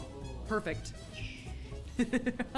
Now, by the 1920s, as young people pushed the boundaries of social norms, unchaperoned dating had become more commonplace. However, a new taboo had emerged: booze. Well, not really. Shine. Well, you might have sought out a speakeasy. And there are actually a few speakeasies in LA. Come on in. Like this one, the Rendition Room in Studio City, hidden conveniently behind this bookshelf at the back of an Italian restaurant. I didn't even know this was here. I'm trying to get a book right now. Where's the books? Now, interestingly, before Prohibition started, a lot of the saloons of the day only served men. But once drinking went underground, the alcohol-serving establishments became more co-ed. While we're here, let's get some giggle juice, man. That's that 1920 slang we learned on our phones. Because I'm on that nut. Which means that means I'm almost out of money. Because when everything's illegal, well then, nothing really is. Before Tyler fully mounts the nut. Let's get a drink. Yes. Now, speakeasies got their name from the literal command to speak easy, aka be quiet about it, and they operated in a wide range of locations, with varying levels of secrecy and fanciness. Some were hidden away in basements or back rooms, while others, if your bribe game was top-notch, the world was your oyster. Cheers. Oh. Oh, yeah. Oh. Whoa. Mine's good. Mine's strong. For our cocktails, I ordered a white lady, which is gin, orange liqueur, lemon juice, and egg whites. Eggs. Good. I always think that interesting uses of eggs read vintage to me, and Tyler's drink is a Sazerac, which is kind of like an old-fashioned, but with whiskey and absinthe. And yes, it was strong. Whoa. Mine's better. I like mine better. Yeah, yours is like a milkshake almost. Oh my god, wait, let me get my little sheet. And yes, like the true nerd that I am, I did bring some talking points to our date. Is this your slang sheet? Yeah, I had a longer list. I mean, I'm going on 7 dates this week, so I got Riz. Here we are at this juice joint together. Say something. Are you reading your vows? You say something. Say something. You're speaking applesauce. And how? There you go. That means I agree. By all accounts, the 20s was a decade of opulence, glamour, and partying, and though it does seem like it was a pretty fun time all around, as was this date, this drink is the bee's knees. Knees, which were recently freed from their skirted prisons. Free the knee. All this underground activity did give a lot of opportunity for organized crime to flourish. What? You don't say. And how? And then the stock market came crashing down. The stock market is dead. Uh-oh. That's no... We're feeling the financial squeeze of the Great Depression, but that didn't mean they weren't looking for some good old-fashioned escapism. Wow. Looking good. Pretty snazzy. Thank you. Now, the 30s are widely known as the golden age of Hollywood. As over 80 million people went to the movies at least once a week, the Hollywood studio system rose to mammoth status, and Hollywood stars became unparalleled style icons. And not just with their glamorous evening looks, but also with the clothes they wore on screen, vacationing in the French Riviera, out and about in sunny Los Angeles, at the pool, on the golf course. Our looks specifically were inspired by the emergence of American sportswear in the 30s. Yeah. I like this all-American, not athleisure. Right. That's not the right era. This might be athleisure. It's kind of athleisure. This is athleisure for the era, though. Following the rise of sports and popular culture and an increased interest in practical dressing and outdoor activity, combined with the rise of machine-made knitwear, a new aesthetic had emerged. Sporty spice. Athletic leisure. That's the vibe. I feel leisurely. Yeah. For men, this meant sweaters, cardigans, polos, and looser-fitting sports trousers for ease of movement. Why are you playing baseball?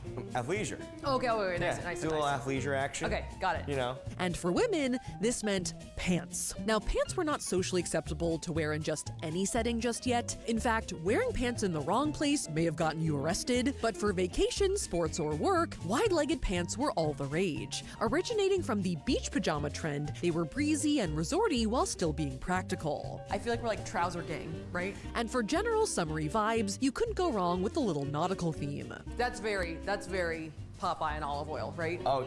Is that somewhere underneath here? I think it's Maybe. all the way on top of this. Okay.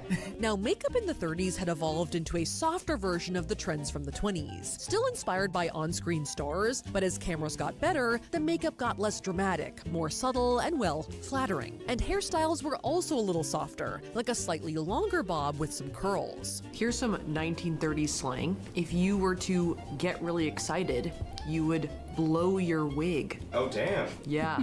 It's definitely different than your wig flying, though. Wig blown. For the appropriate one, we went with a beret. Because yes, we were going golfing. It looks cute. Well, mini golfing. Let's hit the links, broad. Oh, right. You ready to mini golf? Yeah. So we braved the SoCal Valley summer heat and headed to Sherman Oaks Castle Park for a round of mini golf. You ready to tee off? I'm ready to tee off, sir. Let's do it. Sorry, I poked you.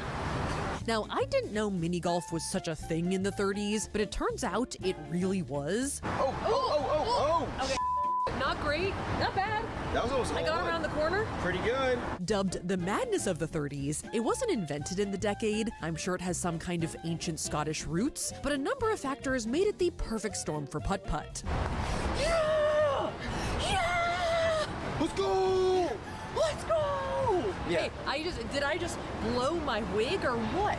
Wig everywhere. Golf had been growing in popularity in the first few decades of the 20th century, but it required a lot of space and money. And a growing interest in mini golf in the 20s exploded in the 30s, as the Great Depression made traditional golf more of a luxury, and Tom Thumb golf courses popped up all over the country. Nice! As the inexpensive, whimsical game was seen as a way to cure the Depression blues. That's Riz. That's Riz. Okay, that was close. That would have been pretty embarrassing. And making use of what was at their disposal, like tires, barrels, and pipes, to make challenging and unique obstacles. Did I make it? Oh yeah, I saw it get launched, yeah. One woman who owned a cemetery even tried to get it rezoned into a mini golf course, arguing the headstones could be great putting obstacles. Nice shot! And by the end of the decade, there were as many as 50,000 miniature courses. What the heck? With some of the staples of the sport that we know today, like castles, wells, and windmills, starting to pop up. Play through? Play through! Play through! Now, overall, I'm not great at mini golf, though I do enjoy some good, healthy competition. Come at me, bro. I'll mini golf you straight back to hell. So I think we had some fun, even if we did bend the rules here and there. Ta-da! I got it. And it definitely let us take our 1930s athleisure outfits out for a spin. I feel sporty. You know? I feel sporty. Somehow the prop is helping me. You know what it is? We look like the Polo logo. Oh, yeah. Right? Because we're basically playing a version of Polo. Just minus the horse. Yeah. Giddy up, baby. So overall... Oh, yeah, I'm so sad. That was good. That would have been awesome. All right, I guess let's go to our next date. Cut. Cut the cameras.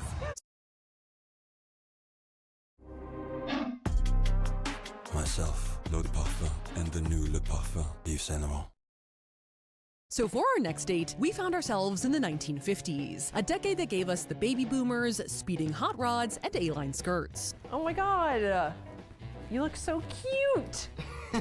Now, the post-war era of the 50s saw a return to traditionality, as women stepped out of their factory jobs and returned to the household, and men were expected to be the providers. And though the traditional formal getup of a suit and tie didn't change much in the 50s, in general, menswear in the 50s actually began to embrace more colors, patterns, and relatively casual styles. You look so not different, but different. Not different, but different. It's just like put together, Tyler. Yes. As people had more time for leisure pursuits, and society rebounded. Floridian. Yes, exactly. So fly. For example, the concept of a t-shirt became a thing during this period, pioneered by Hollywood style icons Marlon Brando and James Dean. Though for Tyler, we went for a little summer sweater action, topped off with an era-appropriate fedora. I look like the bad guy from Jurassic Park.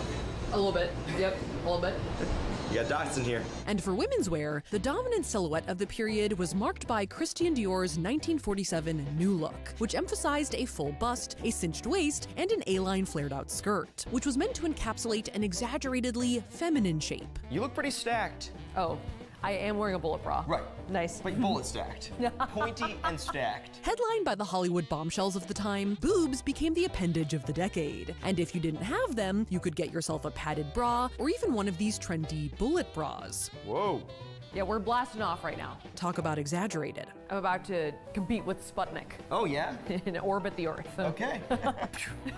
As for fabrics, new colors and patterns were also popular in women's wear, and a matchy-matchy aesthetic of matching your clothes to your accessories to even your makeup became commonplace. And beyond the matching eyeshadow, lipstick, and nail polish, 1950s makeup was also supposed to be aggressively feminine, with bold brows and eyeliner, and the hair coiffed and curled in almost every circumstance. Tyler thinks I look like lettuce. Head of lettuce. Core. Love it. I sort of know what you mean, but at the same time, I'm mystified by this comparison. Cabbage head. Including, shall we go play some backseat bingo? Whoa. That's code for make out. This is getting a little interesting. This could be a good date. Now, the emergence of 50s teenage culture saw teens going on dates to diners, sock hops, and drive-in movie theaters. Looking for a date? But for a married couple like ourselves, we decided to go to the great outdoors. I think we know how to drive it. Tyler, do you know how to drive this thing? I am parked now. Okay, we know how to drive it now. Now, cars were a cornerstone of 1950s American culture. Oh my God, it's freaking huge. After you, m'lady. This literally looks like a boat. It smells like a boat. With the rise of suburbia, having a hot rod was pretty much a necessity to get you from place to place. Hello. Hey, cutie. I'm going speeds that my hat can stay on at. Yeah, we're gonna keep the speed low. The aesthetic is hot rod. The speed is hat safe. And car culture was also reinforced by government initiatives, like the construction of the interstate highway system. All right, we do not want to go straight. That's the 101. We're not about to reenact the Clueless bit. So we were going to keep most of our driving to the side streets just to keep everyone safe. Whenever airbags were invented, this was before that. Yeah, be careful. But I will say that even in 2024, the classic car still has some serious appeal. I think I got a nod of approval from a motorcyclist. These were cool. And after circling a 4-block radius a few times, Get in, loser, we're going to the mall. Stop. Yeah. So it's picnic o'clock here at Echo Park. Yeah. Now, in general, picnics are just a great summer afternoon activity. Ta-da! Oh! But there was a camping and picnicking craze in the 50s, as it was seen as a staple, inexpensive activity and a way to reinforce family togetherness. All right, here, why don't you, Unsheath you a fork or two? unbuckle me a plate? And though I would say our setup is way more formal than a modern-day picnic, new and popular products like the thermos or Tupperware did make picnicking more convenient than ever before. Oh, shit. Look at that thing. What do you got? Chicken noodle soup? No, it's lemonade. Oh, better. Chicken noodle soup. It's 100 degrees outside. And after scarfing down a number of era-appropriate salads, like this Jell-O fluff salad, Ooh, that's salad. Let me tell you, I know salad. Yeah. And that is salad. Sweet green, eat your heart out. which is low-key very tasty, but in all honesty, one of the least cursed Jell-O dishes of the decade. There is a texture to it Yeah. that I don't fully understand, Right. but the taste is great. This is like why old people are appropriate. To be fair, it would be really embarrassing to drown in Echo Park In these outfits. I like the Bass Pro Shops drip. Now, Echo Park is actually a historical area of LA, as the boathouse at the edge of the lake, and we think even some version of these swan boats date back to 1932. Off my purse. We're going to the film. Not shrinking. And this whole pedal boat thing always looks really fun from afar. This is our swan. What should we name our swan? Cosmo. Cosmo Jr. But I've learned over the years that virtually any pedal-based vehicle that isn't a bike is pretty much a trap. Okay, the temperature is beautiful. The breeze is wonderful. The fountain is picturesque. My thighs are already burning. But I don't think you're supposed to wear heels on this thing. It's like SoulCycle. As the projection of fun masks the physical strenuousness of the activity. What the hell? Saf's going solo so I can film this shot. It's not great for a date, but that's what we're doing. But even though we did get pretty sweaty, especially in summer sweaters and high heels, I saw a turtle, by the way. I would still give our 50s date high marks. Let's do it. Thank you. I mean, that car is hard to beat. For our next date, we found ourselves in the 1970s, a decade that brought us disco balls, bell bottoms, and lots of hair. Nice. Yeah. You look Ready to boogie? Mustached. I would say ready to boogie. Ready to I would boogie. say ready to boogie for sure. Now, the 1970s was a decade where menswear and women's wear seriously converged. In the wake of the nonconformist movements of the late 60s, menswear in the 70s was more colorful, patterned, and androgynous than ever before. And fueled by the women's liberation movement, women's fashion became more like menswear, as wide-lapelled collared shirts, suits, and finally pants became staple wardrobe items that were now acceptable in every setting. And it got to the point where people were literally wearing the same things, as there was actually a trend of couples wearing complementary or even literally matching fashions, which I've always wanted to try. Tyler's being a pretty good sport about it, especially since these aren't just any matching outfits. They're matching disco outfits. Yeah, I mean, you can tell by the way that I use my walk. Oh my God. That I'm a woman's man, no time to talk. Disco fashions could be all over the board, either loose and flowy for ease of movement or tight and revealing to show off the boogieing body, but shiny fabrics like satin, lame, lurex, and sequins were popular. You look ready to hit the town and start boogieing, frankly, honestly. I feel the boogie. Yeah, I like it. And there was also a lot of hair across the board. There's hair, there's hair, there's hair, there's hair. There could be hair other places. At one point, actually, we rented a very large merkin, but you just can't see it. We just diced it up and we just used it in different places. Comment down below where the merkin is. In the 70s, hair was worn long and big, either naturally or teased, and though in some ways that played into the androgyny. Patch right there? It can be. Yeah, this one scares me. It's like really, really long one. Yeah. Yes. And though I have tried to get Tyler to grow a mustache in the past, in this case, his whiskers are artificial. That's kind of working for me. I mean, I feel like it might be the robe. It might be the robe that's like just kind of tying it all together. Applied expertly by makeup artist turned mustache artist Ching. Looking good? And What do you the think, Saf? Oh my God. I'm terrified. That's the reaction you want from your datee. And not only was a luscious mustache prized, if you had it, some chest hair also wouldn't hurt. I've added a lot of hair to my face, none to my chest. So that's all me, baby. It's all natural. Oh, it's like a shag carpet. This isn't to count out my hair, for which we went with a version of the iconic feathered Farrah Fawcett flip, which not only complemented my bronzy makeup look, You kind of look right out of Anchorman right now. Nice. Kind of so do you. but also added like 6 inches to the top of my head, which, when you take into account my platform heels, did make me intimidatingly tall, like a, brick house. Speaking of which, it was time to let it all hang out Pretty good. Hey, it's pretty good. and head to the disco. That is, the roller disco. I can't believe we're going roller skating again. Yeah. Now, we have actually gone roller discoing before in our 1977 fashion video way back in the day, but it turns out that if you want to do some discoing on a weekday afternoon, the Moonlight Rollerway in Glendale is pretty much the best option out there. I think Tyler watched like one clip of Saturday Night Fever this morning and he knows the whole dance. I've seen the first 4 minutes like 7 times. Unfortunately, I'm pretty notoriously bad at roller skating. Oh, great hair though. I'm up. Oh. Yeah? I feel like a baby horse, like a newborn horse. And have remained bad since our last visit. But in the name of disco, Ready, and launch her. I was willing to give it another in the gay club scene in New York in the late 60s. Originally as a place where many people from different marginalized communities would get together and dance it out. But by the mid-70s, disco music, fashion, and dancing had become mainstream. You ready to do some roller disco stuff, son? Like what? Think Studio 54, ABBA, Soul Train, and Saturday Night Fever. Oh, damn, do not fall.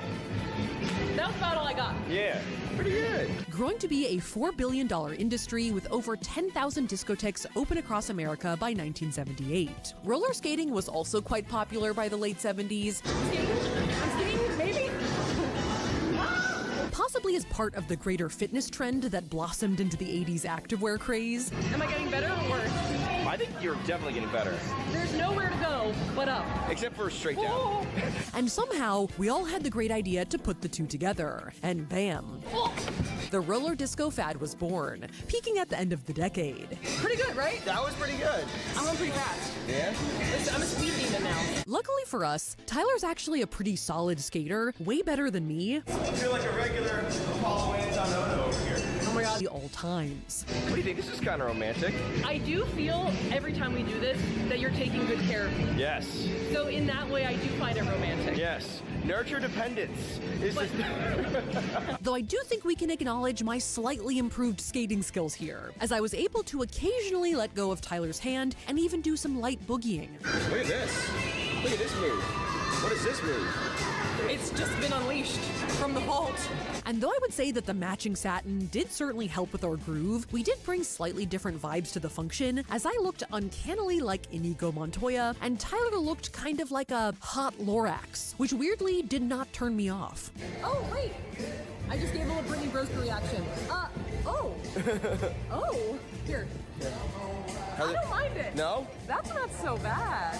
And although going in I was prepared to die, the hair, the matching shirts, and the surging adrenaline made this a surprisingly fun date. I'm trying to back up. This is a great date. I loved it. I would do it again. As long as Tyler is willing to play the mustachioed savior. Oh, Tyler, help me. I can't roller skate without you. Knight in satin shirt. Luscious chest hair. It's the chest hair that's really doing it for everybody. Everybody, not just her. Count me in. Matching chest hair. Yeah. Hey, look, it's my 90s crush. Oh my god, stop. The 90s were a time of relative peace and prosperity, and a period of what felt like rapid technological advancement, but in hindsight was kind of a calm before the storm of the internet age. Tyler and I were also alive in the 90s, even if we were kids, and between the two of us, have some memories and opinions about fashion trends and general pop culture. For Tyler's outfit, we went for what I would call a normcore look, which was kind of like a back to basics trend in the 90s, centered around normal clothing, like casual button-downs, sweaters, t-shirts, jeans, and slacks, and was part of what people called the dressing down of America in the 90s, as these casual looks were seen on everyone from celebrities on red carpets to characters in sitcoms. Neck down, it's giving like Chandler Bing. Okay. Right? The bowling shirt too, like the oversized bowling shirt. Exactly. Which actually is a really good look on you. Yeah. And a little peak of chest hair. But the head hair has a little extra flair, with a little bit of that 90s heartthrob center-parted butt cut. We're going butt cut, baby. Seen on many famous heads of the time. This is my 90s ass. Looking at like, who had a good butt cut? Like Nick Carter. Devin Sawa. Okay, that's probably better. You know, the bad guy from Scream. There you go. And you're like, that is what I want to be. That is peak hair. My look is also pretty casual, and though I certainly wouldn't call it a goth look or a full-on grunge look, you can definitely see some vampy influences blend into the general popular styles of the era, with the witchy vibes of The Craft, the vampire slaying vibes of Buffy, and the dark cybergoth vibes of The Matrix. These shoes are literally exactly the style of shoes that I twisted my ankle in 3rd grade. Damn. And that's the year 2000. I'm not scarred by the experience, but I just wanted to comment on their accuracy. For my makeup, we also went for a bit of a dark look, starting with some matte powder foundation to create a flat canvas. Oh yeah, so matte. So matte. Powder foundation used to be such a thing, and suddenly it wasn't anymore. Yeah, I feel like a piece of paper. And then showcasing the trademark accent of the decade, a brown lip. And then to finish off the look, Ching added in some chunky highlights to my hair. Oh my god. Which in my head is very early 2000s Kelly. 90s was rocked on heads like Jennifer Aniston, Gwen Stefani, and Ginger Spice. What do you think, Ty? You look like all of my 90s crushes right now. Oh, that's a good thing then. Yeah. Then that's good. Yeah. And for this normcore dude and slightly but not too edgy chick, we were gonna keep things low-key with a little movie night. I hope we didn't dress too teenage. I feel like there's examples of people like on red carpets wearing exactly this. We're adults. We're adults. We're gonna go watch a VHS at home. Yeah. At our An adult Airbnb. with a butt cut. So we headed to one of the only video rental stores left in LA, Be Kind Video. All right, so we are at the video store. We don't really want a DVD because we actually do have a VHS player that Tyler is going to hook up for us later. I'm convinced I know how to do it. I can rewind it. So we're gonna get a VHS. Now, 90s dating was more casual than ever before, though still more formal than the decades that followed, as the lack of cell phones meant that you had to make concrete plans and then actually show up at them. I mean, a landline.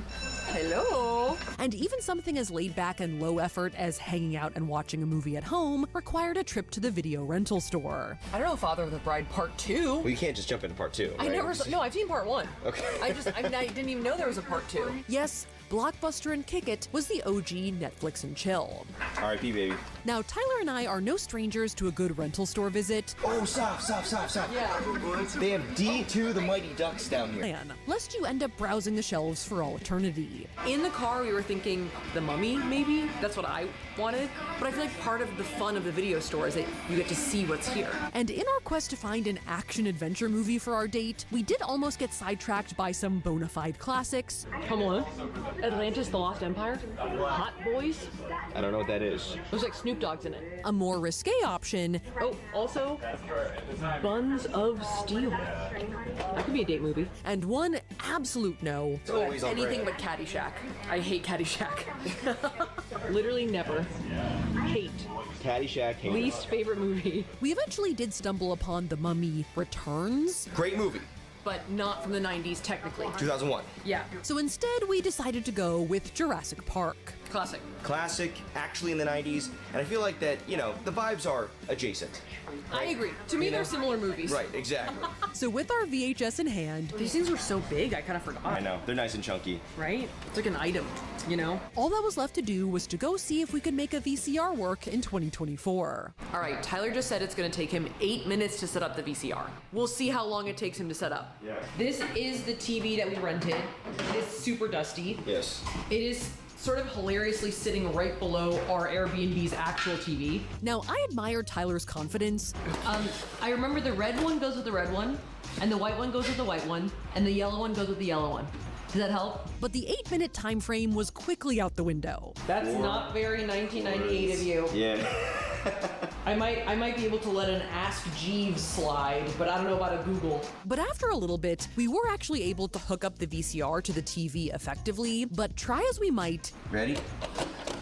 And it takes, right? Okay, there we go. Oh my god, not the screech. We couldn't get the VCR to play the VHS. After many rounds of troubleshooting... Yeah, it's supposed to start having numbers, right? We thought we were complete flops. Come on. Go to numbers. No! But it turns out that this VCR is actually broken, so it was not our fault. Nothing's happening. So in order to complete our 90s date, at the very end of our final shoot day, we got back in our 90s outfits and gave it another go, with a different, hopefully alive, VCR. Numbers. Oh. Okay, we have numbers. That's a sign of life. And just like Dr. Henry Wu was able to resurrect the dinosaurs from fossilized DNA... See, that's me. Oh, damn! We were able to resurrect a fossil of our own. Ready? Press menu to end. Okay. Oh! Ooh! Could that be the movie? That's Jurassic Park. That's right. Welcome to Jurassic Park. Let's do it, baby. Date night. And let me tell you, after all that struggling... Nice. Smooth move. Jurassic Park has never looked better. This is good. I still think it worked.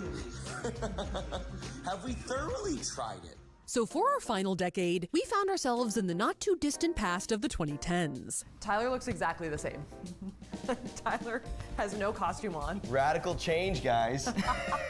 And since Tyler and I have actually been dating for a decade, since 2014, we decided to kind of dress up like ourselves in the 2010s. Maybe not exactly 2014. There are plenty of clothes that I bought for him when we first started dating, including this shirt that he still wears regularly. So this is Tyler's actual shirt that I think I bought him in 2015. Yes. I think. Yes. And it's still in the rotation. Big time. Still in the closet rotation. In fact, as we all know, there are gym shorts he's had since the late 90s that he still wears. Actually, you're like a, under-consumption king. You know what I mean? Though for this look, he decided to wear some jeans, which we also all know means that this is an elevated, put-together date Tyler look. It's 3 tiers, right? It's gym shorts, joggers, jeans, right? Yeah. And so we're going on the nice date. My look is a little more different. I tracked down one of these skater skirts that I used to have a bunch of from Urban Outfitters back in the day. I remember this skirt. big time. I think we did like a couples outfit swap video in 2017, and Tyler wore like this exact outfit basically as me. That's why I know that skirt. Yeah. But it's not all different, because I am still, and probably forever will be, rocking the Birkenstocks. Some things have changed. Right. The Birkenstocks have remained. In fact, probably the most different thing about my look is actually my eyeliner, which I used to do completely differently. I think this is how I used to do my eyeliner. It right? is, yeah. The little bit on the eye. Yeah, it's like an eyeliner pencil, and then you just have to decide to end somewhere. And it did honestly kind of freak me out looking in the mirror. Like, oh, I remember doing it like this. This is going up on BuzzFeed Yellow. Now, since we weren't playing vintage characters in this decade, but we're actually just pretending to be ourselves, we decided to go on a date. Glendale. Okay. So we ended up at the Glendale Galleria / Americana for a classic mall fest. This is our classic spot. This is our spot. This is our spot. It smells like Wetzel pretzels. Ooh, that's my favorite scent in the world. We're back, baby. Minus your pheromones. Oh, damn. Some of our favorite stuff is still there, like one of the infamous Bath & Body Works of 2018 Franken-Candle fame. I'm not really sure it's a date spot. It's more like a I drag you there spot. Date ender. It's the thing that could have been a deal breaker, but somehow wasn't. Match made in heaven. And though some of our favorite spots are now gone, BBGO is gone. It's a Nashville hot chicken place. A moment of silence for BBGO. Like any long-term relationship, the stores in the mall are always evolving and changing, and what used to be your favorite thing can be replaced by something even better that you didn't even know existed. I think they had it a Mongolian barbecue place. This mall got supercharged, baby. Now, beyond just the classic walking around aspect, we did grab some Phil's coffee for a little picked right at the front of the Galleria. We decided it was time to steer this date right into dumpling mukbang. Give me some dumplings. You want dumplings? Let's do dumplings. I like how this whole video is about outfits, and then suddenly it's about dumplings. It's about dumplings. Welcome to our dumpling vlog. It's been about dumplings the whole time. And Olay. Now, it was kind of a whirlwind trying to pack 120 years worth of dates into just a few days, and though overall they were a blast, I think it's clear that no matter what decade it is, the most important thing is who you're on the date with. What is it like to have been dating me for a decade? And you better be nice. I've been sworn to kindness here. And I'll happily take Tyler to stuff his face with dumplings for many decades to come. You're great. And who knows, maybe in another 10 years, we'll do it all again. Ooh, pull me forward. Oh yeah, man. Thank you guys so much for watching. If you liked that video, make sure to smash that like button. And if you want to see more videos like this, make sure to smash that subscribe button. Here are our short form / social media handles. A big thank you to Olay once again for sponsoring this video. And we will see you guys next time.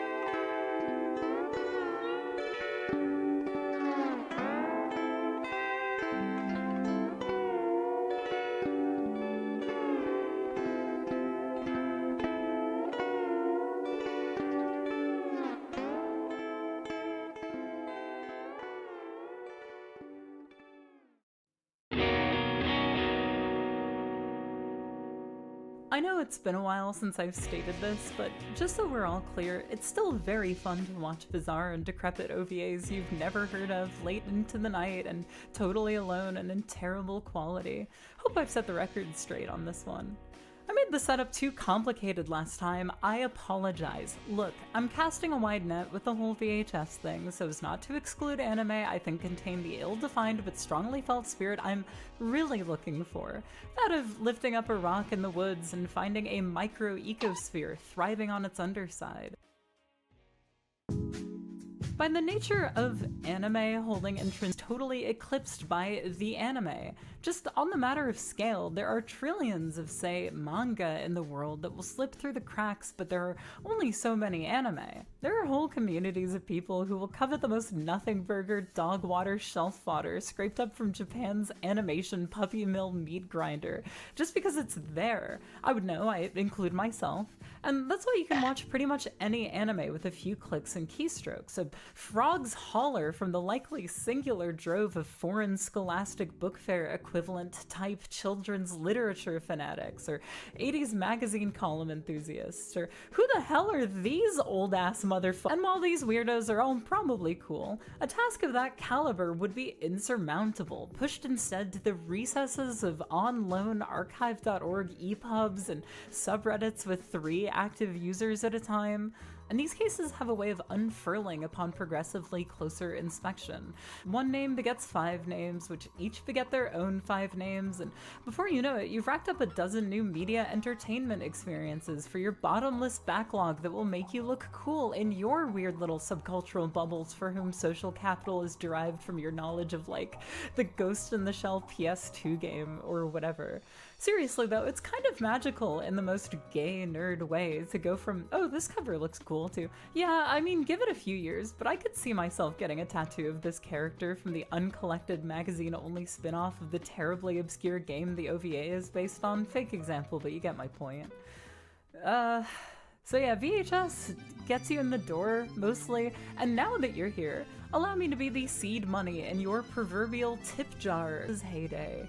Take a few you like, learn even more about them than I did, tell someone in your life about what you learned. That's what it's all about.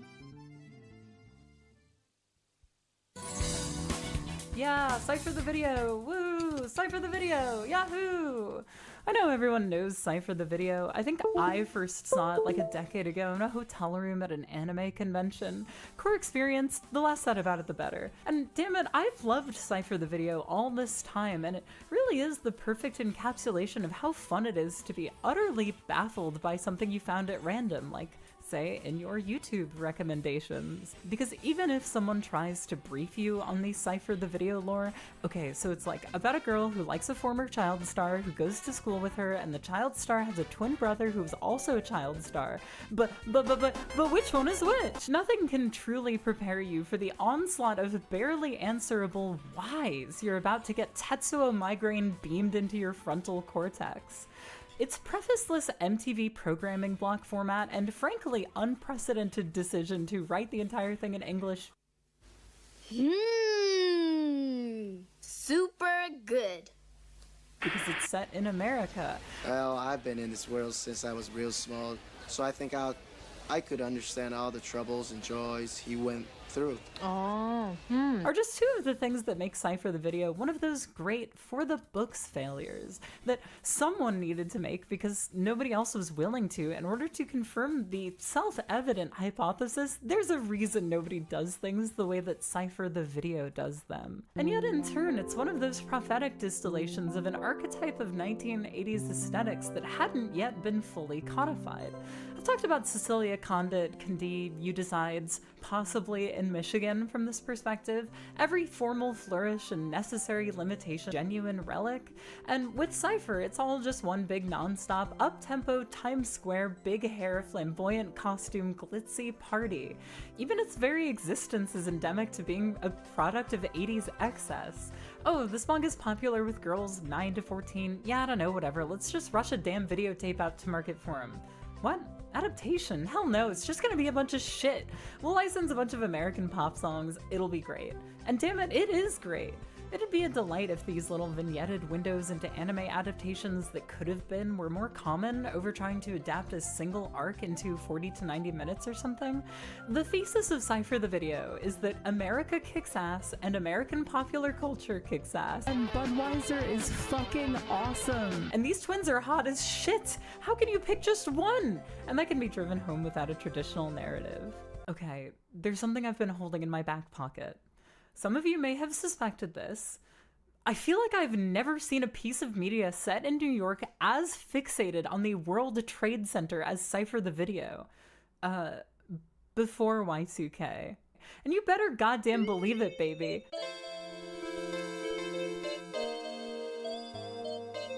The twins are literally the 9/11 brothers. I'm the one with the antenna. That astonishing clip is from the making of, formatted as a CNN special, but like in the same way that Cassia Behind the Scenes is formatted like a Ken Burns documentary. And it's interesting how unabashedly it refers to MTV by name as its primary touchstone. It will be an interview produced in MTV style.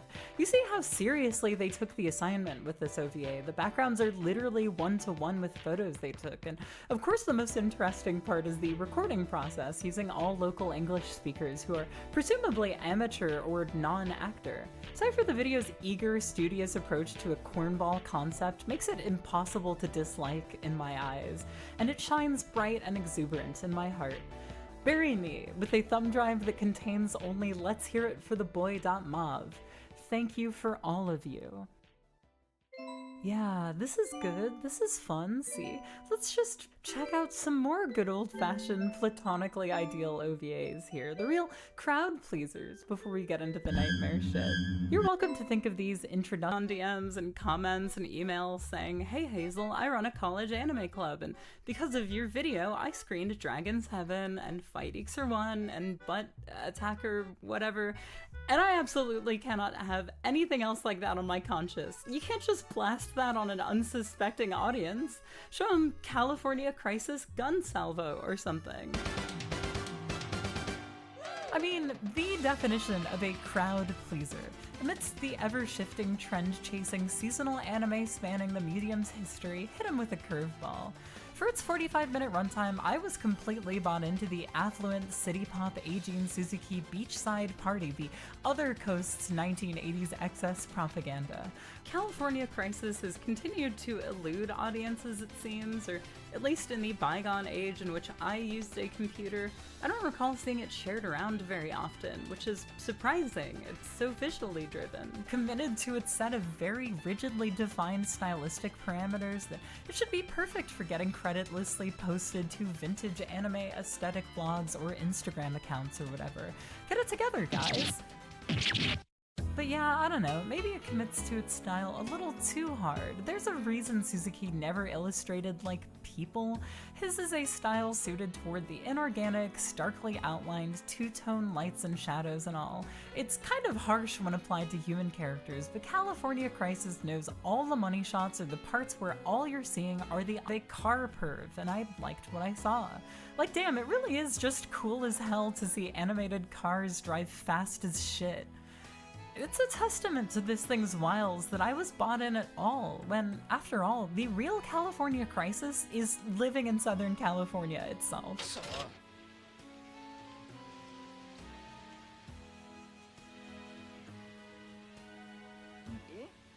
Yeah, buddy, I've been there. But nah, main girl finds a mysterious orb, main guy's gotta drive her around to keep it safe from the nefarious activity encroaching on them. Unlike Cypher, as a certified California girl, you can tell because I'm a PNW transplant now, I do have some authority on California Crisis's California. So while I never encountered any Los Angeles egg situations for the couple years I was living in Southern California, California Crisis is, like Suzuki's art, in line with the postcard in-and-out t-shirt image of California that is frankly better off as truer in the cultural memory than reality.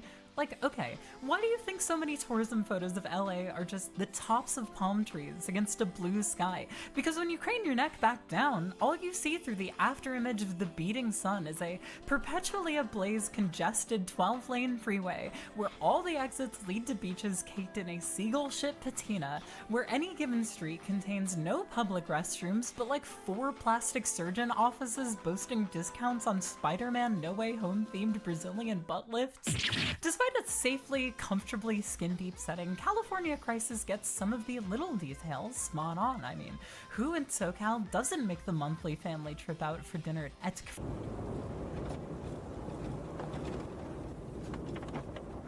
Oh my god, they've got Spaghetti Real Italia.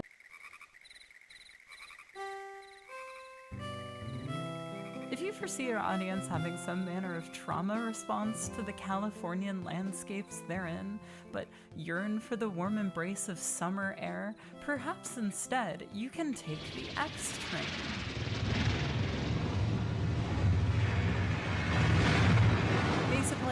cover of Rintaro and the boys flexing the hell all over you. Middle finger Banana Boys t-shirt. Regular guy develops a psychic link with a malicious electrified ghost train, chaos ensues, you get what's going on. Very proto-Denpa. It's a sweaty OVA, dog day afternoon sweaty, employing perpetually rolled up sleeves, blaring cicadas, and sweltering underlighting to impact thing to say, but that's a compliment. I could see the downtime to crazy shit ratio being off for some people, but even when there's nothing flashy going on, the staging is clever and the presentation is fresh, and if you ask me, it should all be worth it to even the most addled of brains for that insane final scene. Although even by the end I couldn't understand why the train sounded like Gamera. If that's a mystery that won't keep you up at night, Take the X Train would make a solid double feature with Rintaro's Download. There we go. I got my requisite double feature recommendation. That might be record time.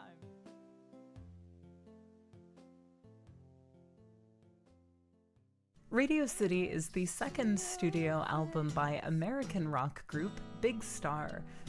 Radio City Fantasy is mostly a bunch of abstract, very pretty music videos with some interstitial mood pieces about budding relationships, and in that really feels like the kind of thing you'd see projected at a DIY show or a moderately hip bar, and you'd go, what is this? To the bartender, and the bartender would go, I don't know, sorry, and you go, for sure dude, no worries, and you think for a split second about asking him to like ask a manager or another bartender or whoever it was that put that on, but you don't want to look like the asshole who's more interested in whatever bullshit is on for ambiance than enjoying the people you came with or whatever, so you unnecessarily discreetly film a second on your phone, which is like way less normal behavior, so that when you get home, you can compare against internet anime databases and ask your internet acquaintances if they have, quote, sauce, but you realize upon returning home, your shitty phone camera took a second to start filming, so what you're left with is a 1-second video of your shoes and no, quote, sauce.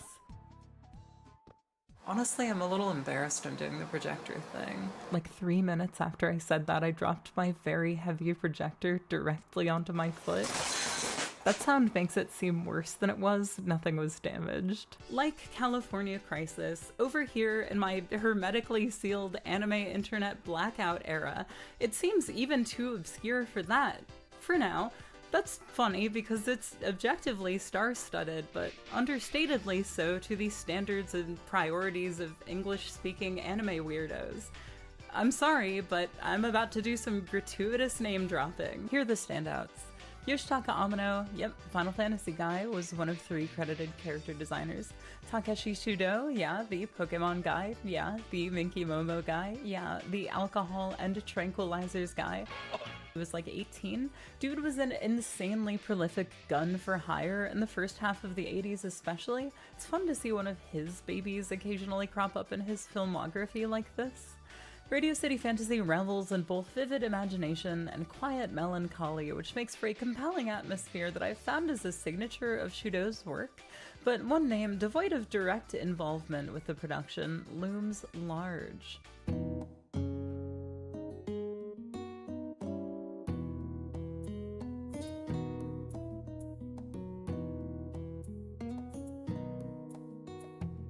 What you see here is not from Radio City Fantasy, but instead an animated segment of Morio Agata's film Boku wa Tenshi Janayo, or I'm No Angel, a 1977 adaptation of a 71 manga by the name of Red Colored Elegy, by fellow alt manga magazine Garo alum Seiichi Hayashi. That's the name looming large. His phantasmagoric style feels like a major inspirational keystone for all of Radio City Fantasy's eclecticism. See also Red Colored Elegy's core theme of rapidly urbanizing city life's strain on a relationship. Hayashi's Red Colored Elegy follows a man on the mangaka to animator spectrum and his tribulations cohabitating with his girlfriend as they struggle to make a living wage amidst all their ennui. It's a grounded story told in a heavily stylized and impressionistic way, and it's a fucking smash. A vivid snapshot of a time in the history of anime and manga that mostly passed non-neurotically, self-motivatedly educated or college student weebs by. It's essential reading if you care about this stuff, doubly so with the indispensable essay from Ryan Holmberg present in the most recent paperback editions. It's so good I don't even mind that the manga's still flopped. If it's missed you all this time, that's your homework for the month. By the way, it's possible you know Seiji Hayashi for album art he did for the band Lamp. If you ask me, the 77 film, too, should be considered an unimpeachable class order, split down the middle between legit production and home movie. Temporality, location, color, and emotion, hell, the camera itself are free-flowing, grounded most by its score, which Agata, primarily a songwriter, composed himself. The track named after the manga itself, Sekishoku Elegy, is his most famous work to date, eclipsing even the film within the zeitgeist. To finally circle back, director Agata's band Virgin Verses composed the music for Radio City Fantasy, and while I'm No Angel's soundtrack is aggressively 70s, Radio City Fantasies is aggressively 80s. I think I'm No Angel's rocks, but my music taste has been getting increasingly old guy with a greasy ponytail as of late. Agata's got this intense crooning affectation, and if you're into like Happy End, that's one of Haruomi Hosono's early bands, you're gonna be into it, I think. Meanwhile, Radio City Fantasy's running the gamut of 80s future cliche. Yep, there's that miserable tone every guitar solo recorded in the 80s had. Not for me. Greasy ponytail guy Hazel wouldn't approve. Everything is true in your dreams.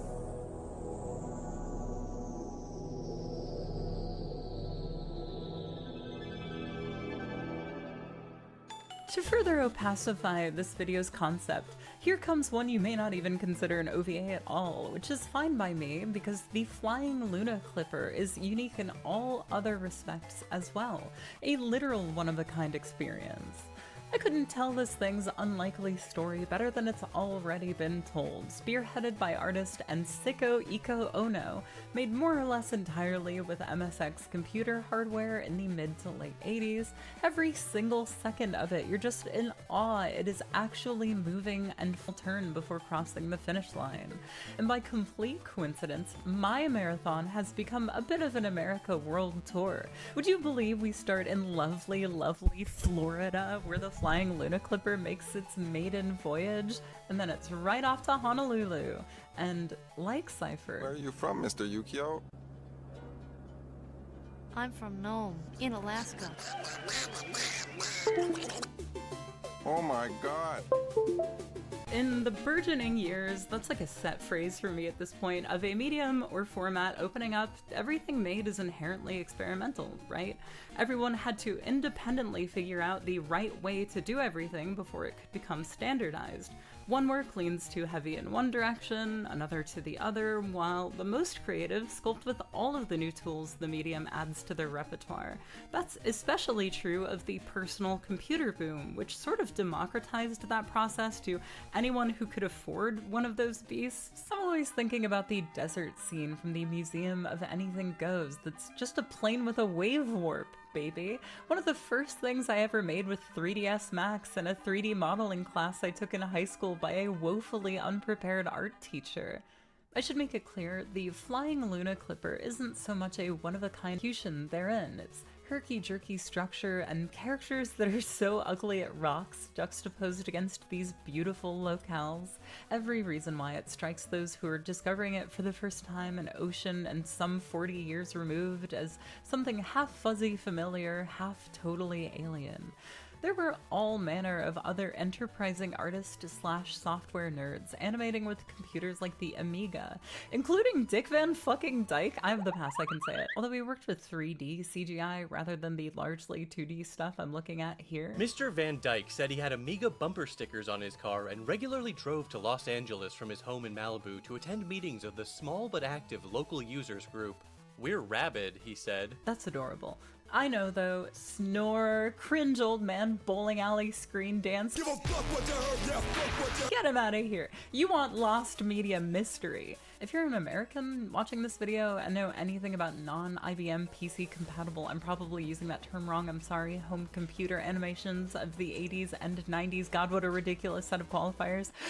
Perhaps it's the bevy of internet mystery esoterica that occasionally float to the surface of your little niche internet communities. Enough ink has been spilled about the likes of the Paper Rad Touchstone Nanny Lynn video already, but needless to say, We sing our song to welcome you to Teddy Bear Land. Bouncing on our giant beds, the only game we play. I love it. These Amiga-made animations created by weird woke grandma Lynn Oakberg sort of epitomize the disconnected feeling everything I'm talking about here has. Jake ran to his favorite spot. Animations aren't timed to the narration that sounds like it's done entirely in one take, which creates this weird temporal thing. It's like I can feel the inconsistency of the totally seasick cinematic temporality. As time contracts and expands, the narration remains the same pace. I don't know. And in came a new character. What do you think exposure to Nanny Lynn videos does to a child's developing brain? God, fuck this big sister bullshit. I'm not your damn mom. I need to be cultivating the spirit of weird woke grandma. I need to be like the B. Arthur of talking about anime on the internet. This one's also fun, but it's total stolen valor. A few years back, my friend Thor introduced me to Perno de Perno, apologies to the Netherlands, this beyond scuffed Dutch, also Amiga-made, animated television program made by some butthead college grads who stuffed it full of obscenity. Like, I'm serious, there are so many breasts and penises in this thing, it's nuts. The American mind reels, but it's normal if you were there. And it's a feat. Those Euro-ass designs and rudimentary 3D locales allow for a far greater range of motion than the borderline Kamishibai flying Luna Clipper, which draws attention to Luna Clipper's respective sensibilities drawn from director Iko Ono's illustrated covers for MSX magazine. So on the 80s computer animated production spectrum, Luna Clipper is on a pole mostly of its own, further away but still not fully removed from the lingering fear any cut could carry you to a photo of a real dead body or coordinates to a decommissioned Fallout bunker with a real dead body inside.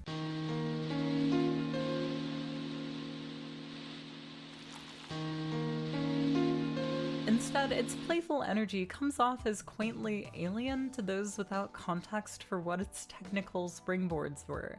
Alright, if you didn't know about the Flying Luna Clipper, now you know about the Flying Luna Clipper. Hopefully I was able to use all that other stuff to illustrate the These videos are inevitably predicated on the fact that I am a woman of the age where most everyone I know had that one VHS or DVD growing up that might as well have only existed to them. Amongst the family's assortment of otherwise pretty normal home video staples, there was one outlier. Might have come from a relative on Easter, maybe a neighbor friend passed it along, or it was a rental that was never returned, that radiated solidly incorrect energy, but became core to their childhood regardless. When you're young, you really have no reason but your still embryonic instinct alone to understand when what you're rewatching for the 100th time is not part of the same artistic canon as The Wizard of Oz or even like Rugrats in Paris. Catnap seems like it was probably that for a few kids in the year 2000 who had no idea they were the luckiest kids on Earth. Because even though it was released in the States by Pioneer for the anime crowd, the cover art is ambiguous in that inadvertently leads Aunt Fran to think it's related to The Little Mermaid kind of way, and really the OVA itself is too. It's Triangle staff helmed by Takashi Nakamura, animator director on Akira, and I kind of do see how that's the case, so it's got a distinct feel that doesn't necessarily scream anime. There are like no human adults, the lip flap is articulate, dimensionality is at the forefront of the motion. By whatever broken means take the X-Train reminds me of a Goofy movie or whatever the hell, Catnapped is like a definitely more normal Raggedy Ann and Andy a musical adventure. They share that whimsy to the point of terror atmosphere where you start to get overwhelmed by just how little there is. It's dizzying. And check out these like physical props in the intro and outro, no one asked for that. Except me. Catnapped is pretty easy to recommend on sheer wow factor, even if the plot sidetracks itself almost as much as I do. But if you're watching this, you're probably fine with that, and if nothing else, the main antagonist's side boob game will surely make up for its flaws. See, what are we learning here? Cats are always good subject matter. I'm always happy to see a cat. Except this ugly piece. The rest of them, though, it's like a cheat code. Need an angle? Need an audience? Put a cat in it. Do you think we'd all still have this church-like anime-core reverence for Nekojiro if it was called Dogjiro? No hate to dogs or anything, it's not a competition. Plus, it's only a matter of time before I talk about Junkers Come Here on this broadcast.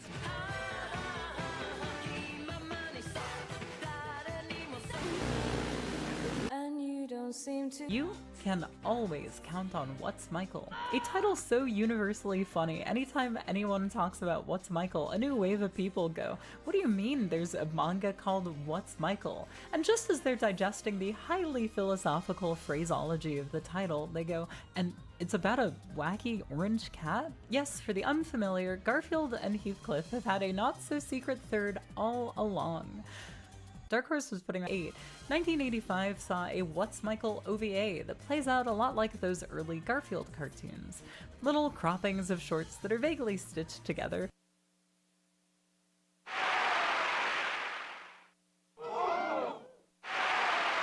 Funny little orange cat is tried and true, always what the people want. You want mundane little musings about the trials and tribulations of cat ownership?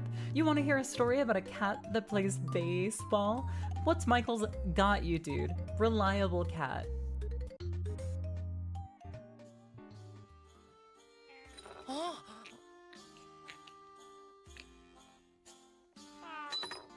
Yes, of course, that's fucking badass. Hello, Orane, the cat player. What to even say about this? It must be seen to be believed. Priorities dialed in, these muted backgrounds splashed with color contrast to the scribbly little characters, and cats especially. Look at these freaky little fucks. This is what cats actually look like. What's Michael is just a platonic ideal, state-run media, a perfectly primed Hollywood phony. Every perfect cute little picture of a kitty cat you see online was preceded by 1,000 that look like this. Like, what is this shape? Oh, it's guitar shape. Of course.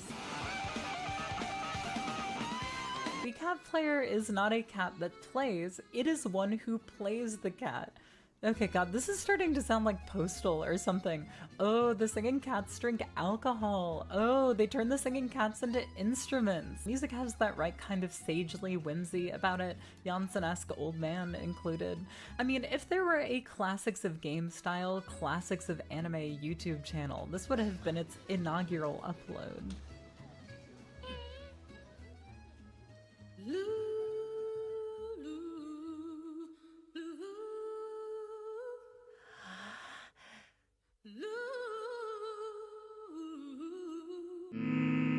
Channel, I don't have to count the time, I'm sorry.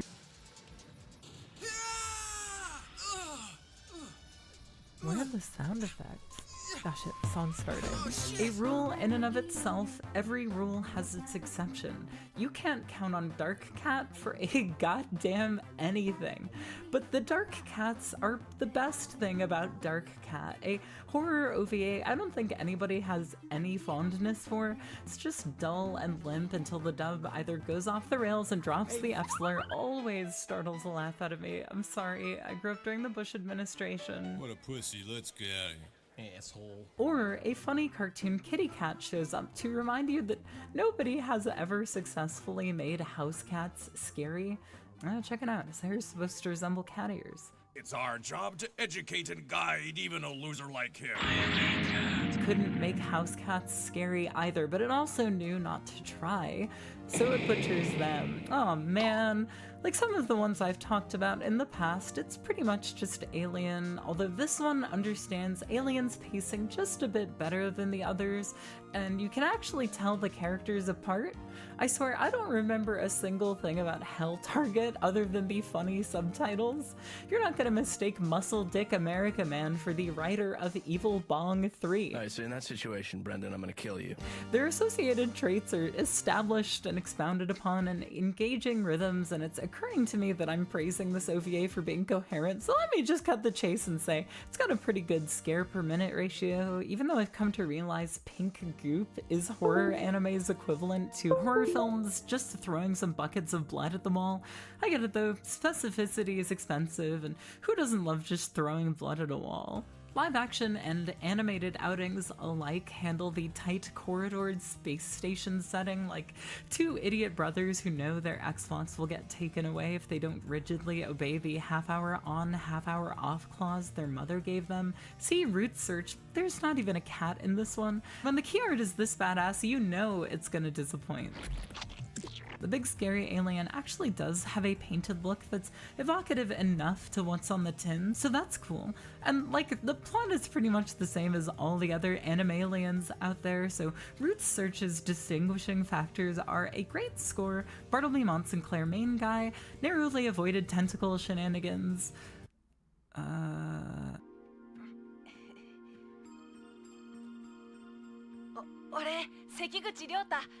Wait a minute, I know that little bitch. Gakko no Kaidan, or School Ghost Stories, is the social phenomenon turned media cycle, like 8 separate media franchises centered on a confluence of school-related urban legends, usually 7.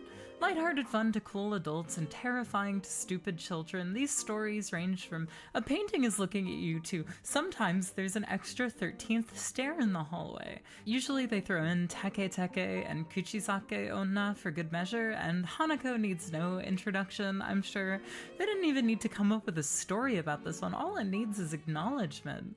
Due in no small part to a 90s occult boom, this wide array of legends became a rich vein for all manner of home media releases, which themselves occasionally became standalone, beloved media franchises of their own. See none other than legendary horror franchise Ju-on, whose first feature, a 70-minute V-cinema smash that deserves more love, is partially derived from director Takashi Shimizu's previous work on a Gakko no Kaidan compilation film, namely the shorts Karasumi and all of these 4s. Interesting how by the time of its theatrical rendition, it retained virtually zero of the school legend stuff. On the other hand, most befall a fate similar to Hontou ni Atta Gakko Kaidan, a quick cheapie thrown to the dogs and immediately discarded, most famous as a mislead in the search for deep web Guro anime Saki Sanobashi. I told you I'm going to be fine. Why are you still crying? Because his pajamas are gay. School ghost anime seem to have an unfortunate track record with Hello, sinner. getting slotted into a niche through nothing of its own doing. For whatever reason, maybe the Saki reason even, people perceive this as far more elusive or rare than it actually is. One of the only rips of this movie loses audio in the second half, which is why I checked for a physical copy online, expecting them to be pricey, and immediately found and bought one for laughably cheap. So here it is on my second channel. 2 years ago. Oh, I wouldn't be surprised if I did a shitty job, but I know it's complete at least. Regrettably, not very much to say about this thing. I like the art style, it's quite cute, expectedly not scary in the slightest, and 100% all ages, just to set the record straight. But it pales in comparison to the anomaly by the name of Gakko. Something about this anime doesn't feel real. Like, I can look at it directly, but my brain auto-composites it onto a CRT in the background of another movie. Like, how are these not the cutscenes from a Sega Saturn game? Major charm point for me. The mushy backgrounds and mushy characters, prefab stories, a generally bad soundtrack, how often can you even say that? And unconventional editing choices denote a production strapped for cash and time, yet its spirit is undeterred. It's got an enthusiastic energy to it. You can tell because half the dialogue is screaming. Lots of little moments where they really go for it. Dramatic underlighting, some bold compositions. I like all the blood red skies, and the best scares have this quaintly effective quality to them. I vote this as the next to get proliferated under the pretense it's a still from a rumored non-existent anime with a nonsense title. The episodes can vary in art style, and whether or not that's intentional or a necessity, what? Yeah, baby, in the second episode, Gakko no Yurei reveals its true nature, an anime live-action hybrid. The anthology begins switching freely between the two mediums from segment to segment, and the left and right hemispheres of my brain collide, and this is now fully my shit. I'm quick to discard any OVAs that run over about 2 hours in total for these videos for the sake of my own time of action, similar collusion of gusto and limitation leading to an end product that's equally charming and disquieting. I unsurprisingly like these parts the most as a digital video perv, and it's fun to see the scope of these segments increase from episode to episode. By the end, it's pretty much TV quality. Sorta makes you proud. Look at how far they've come. The last one, labeled Shin Gakko no Yurei, even marks the transition to Digipaint. Here I thought the traditional stuff looked mushy.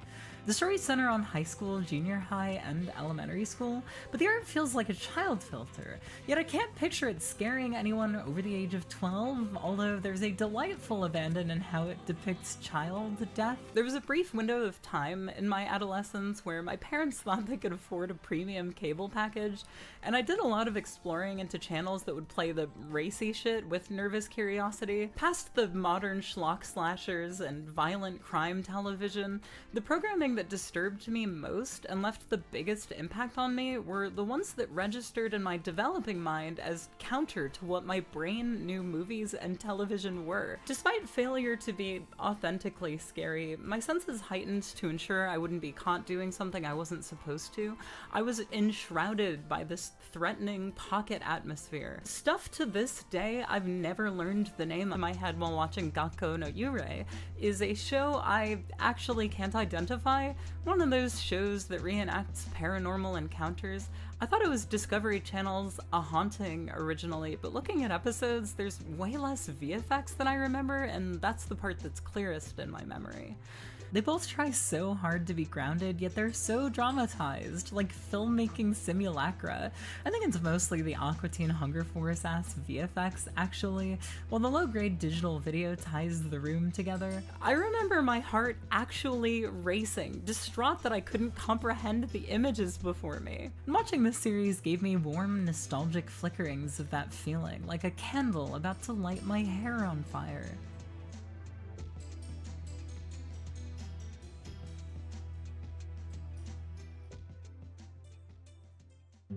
Anime has a hard time being scary, and that's okay. I have a hard time with my lefts and rights, and the people in my life still love me. So I guess I kind of let my guard down while watching these and was primed to fall prey to the most cursed OVA I've seen to date. The Otona no Dowa series of OVAs aim to retell classic already shit factor. There's one containing 3 adaptations of Japanese folklore and one with 3 Brothers Grimm stories. The Japanese one's dull, but Yonimo Osoroshi Grimm Dowa was made by a bunch of alien nutjobs and needs to be seized by some government authority. The CG cover art is a wild tone setter. None of this is CG, but all the art is about as evil. The Bluebeard installment is like your REM state conceptualization of Digipaint, but if all you knew about anime was the "is this the episode where he lost his house" post, it's wonky but not unprecedented outside the garishly over-designed color-coded backgrounds. The other two, I would like to introduce you to Hansel and Gretel. There's a primal sort of energy propelling this one. Grotesque, distorted expressions, everyone's panting and sweating all the time, eyes bulge, screams harrow, dusk is perpetual. The colored line art is an early Digipaint classic. There's also a lot of interesting layout work. Characters are often framed anime and more an assailant that had snuck into my television to psychically torment me. That one's my favorite, but Cinderella, the third story, is the show stealer, with with this scuffed Eastern European worker and parasite ass rigged paper theater animation. Its characters and expressionistic backgrounds are all densely laden with texture, fabric patterns, stained glass, marble. It's often overwhelming to take it all in as a standard definition production. Texture archaeologists, get on this. Do you think this is an okay place to do the promo stuff? Quick pointer to my Patreon. This video's probably gonna get demonetized and shit's rough lately. I know that's true of pretty much literally actually everybody, so no pressure. Okay, there we go, we're synced now. Even Seattle's own Scarecrow Video needs to secure $1.8 million in order to remain open into the coming years. An initiative they've deemed Save Our Scarecrow. I've called this place my favorite in the city, and their archive has been a pretty invaluable resource for these videos. It's not about me, but if Scarecrow shutters its operations, my videos will get marginally worse. It's been a joy to work on their anime spotlights every other month, which, hey, I've actually been doing all year as a fun little side thing, and I'm quite proud of the work we did on the one that should be out around when this video comes out. It's not this one, ignore this one. I'm shooting this in early August. The October one is a condensed breakdown of the Heisei malaise, a term I use for a set of trends that emerged throughout the late 90s and into the aughts, and how they intersect with a bevy of major cultural moments through the era. You may recognize some of these ideas and titles from a viral tweet that went around sharing a list I compiled a few years ago. This was partially made up of scraps from a video I wanted to make around that time that I probably naively alluded to, and it will only exist in this physical space for the foreseeable future. This broadcast, the entire Hazel, is, if I'm doing my job right, a digital version of Scarecrow's perceived mission statement to foster an inherent love of discovery and audiences that are increasingly conditioned toward the media that gets served to them directly. I'd be heartbroken to see this place shut its doors at the hands of the city's ever-inflating rent prices, which is why I'm throwing together a little 2-day fundraiser stream on my Twitch page linked below.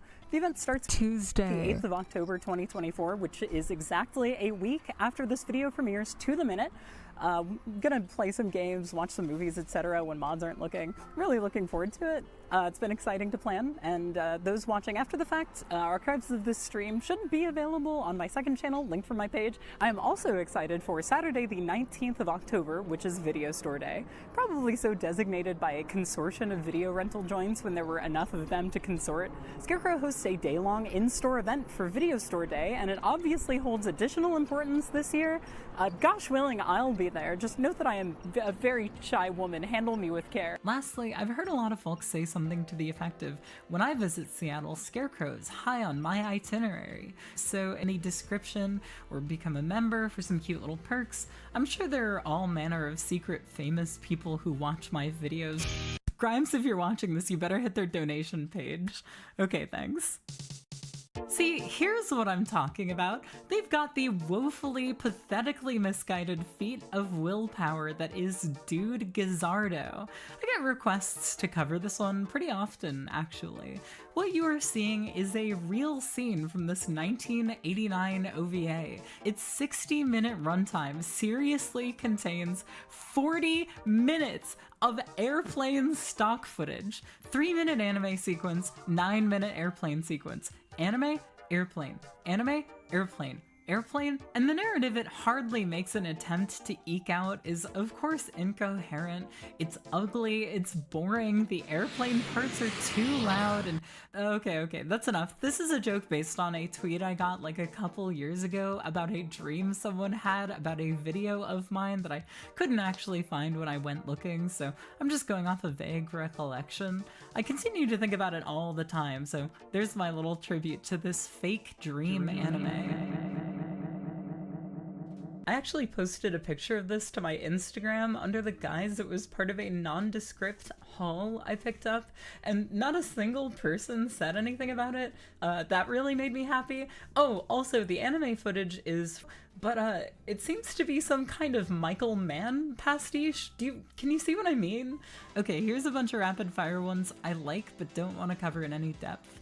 Dedetoko Princess is the breed of 90s OVA where every single female character, no matter how briefly they appear, is nearly impossibly beautiful. Your mental image of a fantasy OVA trope demiglace distilled to perfection. It's got a bimbo princess with a bottomless appetite, magical girl transformations, a green-haired fairy, a dictatrix, she looks familiar, a girl who fights with gachapon capsules full of cute girls, and a buff dude in a blue tunic who wears a bandana. The essentials.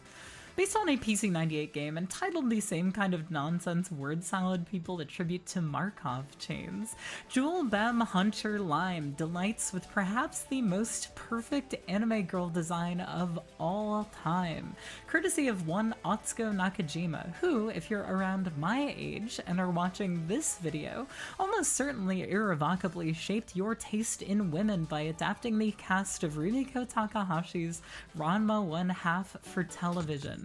Ruin Explorers has a fantastic first episode, everything you want out of a PH fantasy OVA, starring yet 2 more bickering ontological ideal anime girls.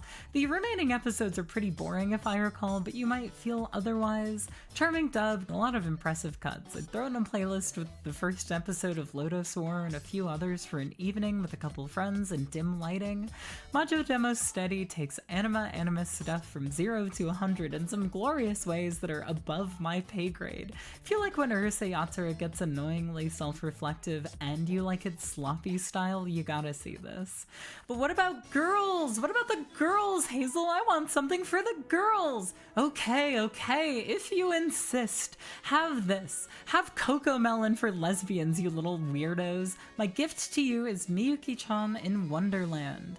No doubt equally psychophilosophically over my head. Clamp did it all, man. They were on God mode, cooking X 1999 and Ray Earth, and then they decided to cook with poop and make lesbo overtone shoujo Larry David Lime Toilet. Shoujo anime has this deep love for Alice in Wonderland AU filler episodes, so I've seen quite a number of adjacent interpretations of the source material.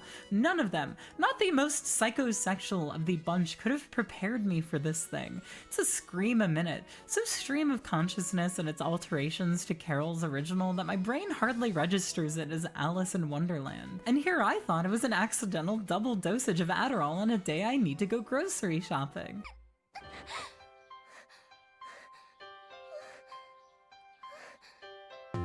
More girls, more girls, more girls, you ask. Well, alright. I have insightful things to say about this one, even. Christmas in January, on its face, seems like a sort of forgettable shoujo manga adaptation. I know, don't worry boys, it's got a loose connection to your big robot cartoons, just give me a minute. I hope it's evident that's not me being dismissive of shoujo manga's demographic appeal or whatever, quite the opposite, because Christmas in January is an inverse reminder that a lot of the conventions in Moe-boom Bishoujo games are taken from shoujo manga. I mean, otaku have been freely adopting elements of girls' comics since the dawn of time, of course, but the specifics can be easy to miss, you know? My mind was honestly kind of blown when I saw Mercury Falcon point out that the key house art style is totally a riff on Kumiko Takahashi's Cardcaptor Sakura animation character designs. There's very little connective tissue there to Christmas in January's style, but I kept being reminded of Kanon the entire time with its snow-dusted setting and idiosyncratic, spunky but damaged heroine and the unwitting man whose job it becomes to heal her heart. Of course, the primary difference between the two is who we're meant to identify with. Yes, Junsho is the point of view character, but the feminine gaze is as present here as it is in any shoujo story worth its salt. And while Key's works are beloved by men and women alike, Air is my favorite and I'm a Kyo girl for the record, the intentions are decidedly less scrupulous in their protagonist's rehabilitation of these broken-winged baby birds. Of course, shoujo manga hardly shies away from suspect romantic shenanigans either, which is why it comes as a quaint shock that Christmas in January's Mizuki is not only older than she looks, she's older than Junsho.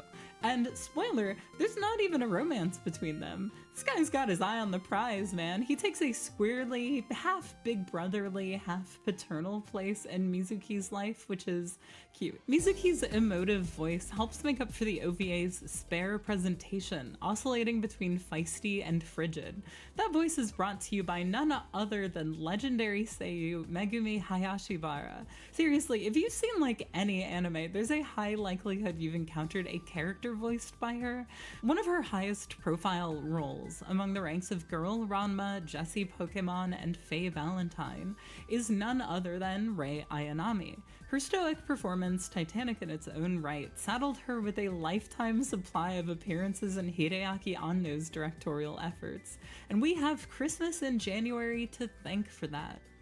A couple years ago, we got an English language translation of Hayashibara's book, The Characters Taught Me Everything, which chronicles her from birth to marriage. When I put it like that, it might sound consistent, but the sound director Shiba actually came up to me partway through the show and gave it to me straight. At this point, one option is for us to switch you out for a male voice actor. What do you think? Do you want to keep going? However, there were still so many things I wanted to experience through Alfred's eyes, so I immediately replied, I want to keep voicing him, without even considering whether doing so was within my abilities. Shiba laughed. Yeah, that figures. He's a duck. I'm sure it'll be fine. There are some solid nuggets of production information for a lot of the shows she was a part of, though. Relevant today, she was surprised to find that her audition for Evangelion landed her a role not as Asuka or Misato like she figured her body of work geared her toward, but as a restrained, muted character who hardly speaks. Ono had seen her in Christmas in January, turns out, and her performance stayed with him.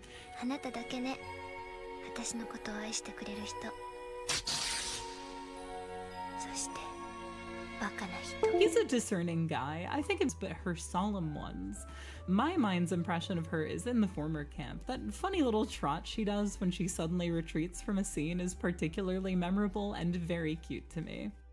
From the mind of Keiko Fukuyama comes Fukuyama Gekijo, an anthology of cute little toss-offs imbued with the artist's god-level adorable style, which should be lighting up the neurons in your brain if you were, like me, a hyper-weirdo Pokemon freak child. In the brief couple years she worked on various Pokemon projects, she helped define a pocket of the era's pocket monster aesthetic. You know those mid-90s Sonic illustrations everyone goes apeshit over? The postcards and trading cards Fukuyama illustrated are Pokemon's equivalent. They are resplendent, totally locking into place the late second generation millennium style of letting all these cute, presumably homeless Pokemon run wild in nondescript hamlets and meadows and beaches. See also those Pikachu shorts they'd play before the movies. These placid tableaus make me feel so tender they're genuinely hard to look at. Oh, to be a little Igglybuff gathering a drink of water from a leaf. Oh, to be eating a watermelon baby Togepi. Oh, to be a Pikachu harvesting mushrooms. I want to stroll along a field of sunflowers with an Oddish. I want to set off a Bulbasaur firework. I want to help set a picnic table with a Chansey. I want my portrait drawn by Smeargle. Look at how happy it made this Meowth. That could fix me. Are they blindfolding him so they can beat him to death? I've talked before about how the ancillary elements of early video games are crucial for filling out their necessarily limited worlds. But suffice to say, for all the kids who pictured little terrariums inside of Pokeballs, how many stopped to consider how Pokemon brush their teeth? Or that they need to brush their teeth? And see, Psyduck is a platypus confirmed. Ducks wouldn't need to use shampoo.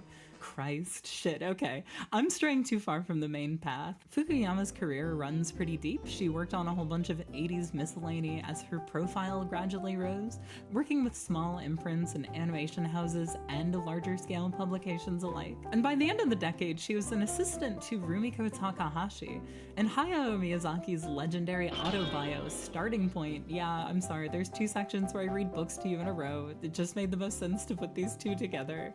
You can find pitches for a whole assortment of productions, some produced, some not. May 1990 saw a proposal made for a television adaptation of Fukuyama's manga Tokyo Story. Ugh, there are too many things with that name already. The write-up's quite two-setting as a means of reconnecting with the Taisho era and processing the successive blows the country took during its Showa era. But there's a part that confused me, maybe someone can lend a hand. An unofficial fan page cited by multiple sources states that the pitch wasn't pursued because it was deemed unsuitable for modern times. But I'm struggling to find anything about that. That logic is a little hard to follow considering Tokyo Story was still running in 1990, and its antiquity was built into the appeal. But maybe that was part of the problem, difficulty shopping a story set in the 20s around to stations, that's my guess. Although I do find it odd it was envisioned not as a film but a TV anime, which remained an untouched frontier for another 30 some odd years. And that's not even to mention that World Masterpiece Theater would continue to run through the rest of that decade. Without having read Fukuyama's original, I imagine Miyazaki's pitch sort of extrapolates on what to Tokyo Story is mostly set dressing, sort of scanning the text for something he connects to. So I find it funny that shortly after the pitch was made, Fukuyama Gekijo would be released. An OVA whose only concern is cute. You know I love the range. If you know her exclusively for Pokemon, you've probably never seen her humans who maintain that universal appeal her art carries. She shares some of Izumi Takemoto's swag, he's one of my favorites.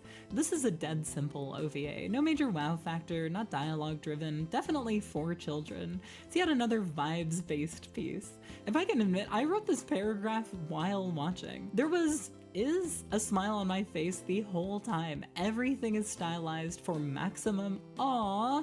The bunnies with their little red eyes and all the cute kids made me feel profoundly maternal, but like, it's impressive a wonky little dinosaur in this Flintstones pastiche is as cute as it is. My favorite section alongside the little girl's song and dance number, yes girly, fuck it up, was the origami section for its novelty factor. Watching it transition back to animation was a delightful surprise. The section's over now. Next! Hey kid, you looking for that hard shit? That not Pokemon shit? Need to impress your older cousin with a knife collection? You ever heard of Violence Jack?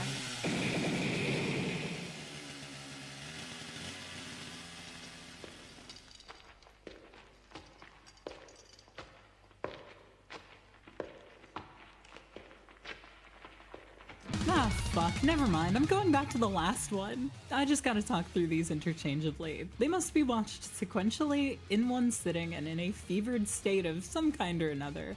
Your brain needs to blend them together into their own greatest hits collection. I didn't even have subs on these bad boys and just went in raw, and that of course further roils the soup they've been reduced to in my memory. These things are truly sights to behold, in that how did nobody stop them from doing this way? Those of you with minimal exposure to Go Nagai should tread with caution when in the presence of VHS copies.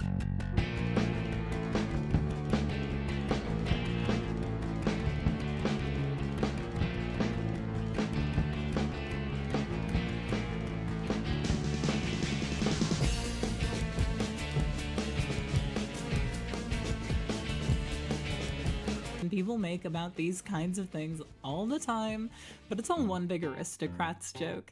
Like it's operating from a render farm built to run 10,000 simultaneous automated banned on Club Penguin any % speedruns. It's all you expect and want from something called Violence Jack that has a premise that hinges on the word Hellquake. I'm the one with the antenna. All the internal organs, all the philias, all the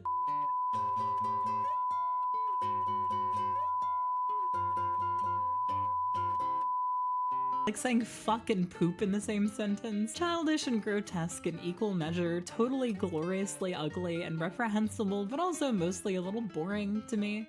But I don't know, I'm not trying to act like the cool kid who brags about stealing her big brother's August Underground DVDs.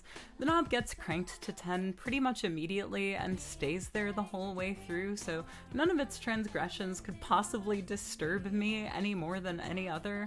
These days, I really feel the classic if you play quiet sometimes, the loud parts will have more impact mentality. I know this is a very easy criticism to make for someone of my generation, image trained on LimeWire, Jarman, flip phone, blue, waffle, lemon party, school computer, desktop background, as if in preparation for this very moment. And of course, to me, the beauty of a lot of Nagai's works is that everything he makes is a deadline-wary stream of consciousness secreted exclusively from his id, so there's little point in torturing yourself trying to discern what themes or messaging are driving all the sex and violence and sexual violence and violent sex. In fact, that aristocrat's illusion is a little fallacious.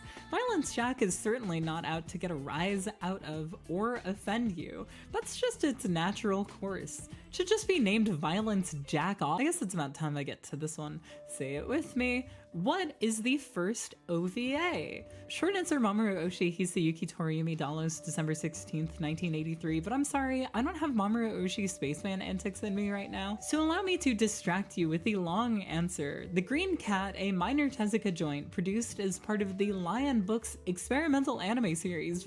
Check out Sapphire's Beavis and Butthead chin. A lot of places list October 10th, 1983 as its release date. There lies a bizarre fine print. That's its completion date, not the time of its release. What's weird is we TV movie deal, which makes Dallos the first OVA to hit store shelves. I don't know, maybe still completed before the Green Cat too. Tezuka Ephemera is more my speed today, and the Green Cat is weird as shit and very silly, so let's look at the Green Cat. Another feline OVA with body horror, our Proto-Illumination Onceler is manipulated from birth by his green cat to be the most successful man in the universe, with nefarious consequences.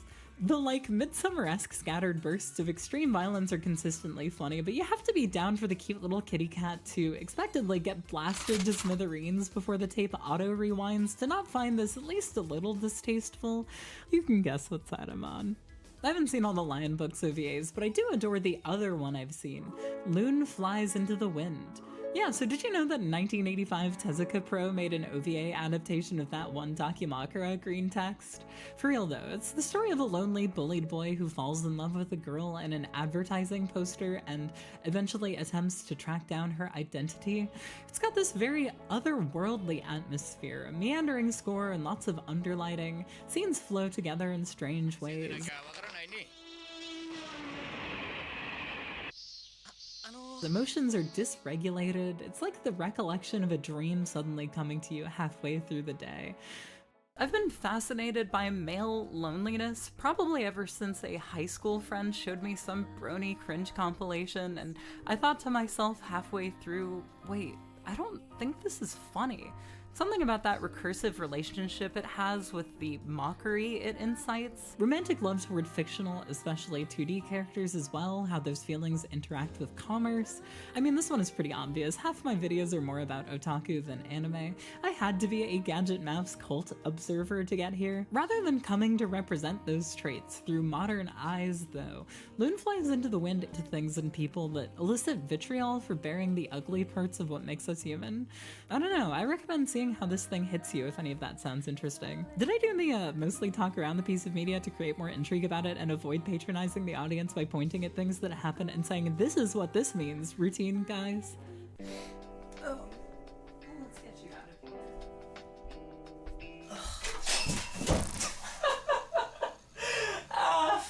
These days, the room starts to fill with a Chunibyo nerve agent whenever someone uses the phrase Hazel Core around me. But with that first video I made on OVAs, or really my whole time making videos, my tastes were being rapidly codified at a rate that totally outpaced any other in my adult life.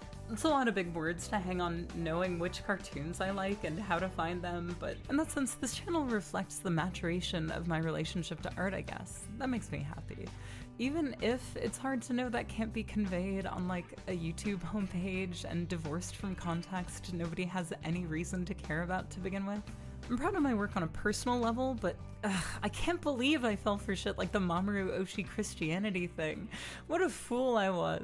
And while I'm on the subject of maturation, I'd like to make an addendum to my recommendation last time of Hiroki Azuma's Database Animals, as I came to find it's an incomplete text without Tamaki Saito's beautiful fighting girl.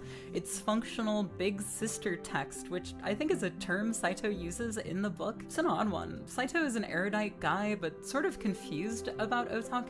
As a psychologist and a big Lacan guy, I thought it was Lacan until like an hour ago. And Azuma's text is confused as well. My recommendation should have been clearer that for as strong as some of its suggestions are, you have to trust your instinct to extrapolate where ideas feel misguided or incomplete. Kind of true to Saito as well. The book in a sense becomes more about its own construction than anything else, which I feel an affinity for.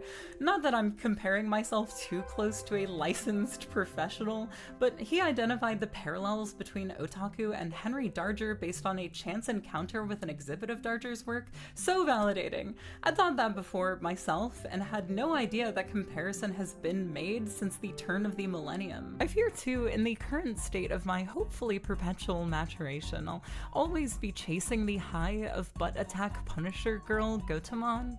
Even the sequel disappointed, so there's a big dick God King sex comedy hole in my heart that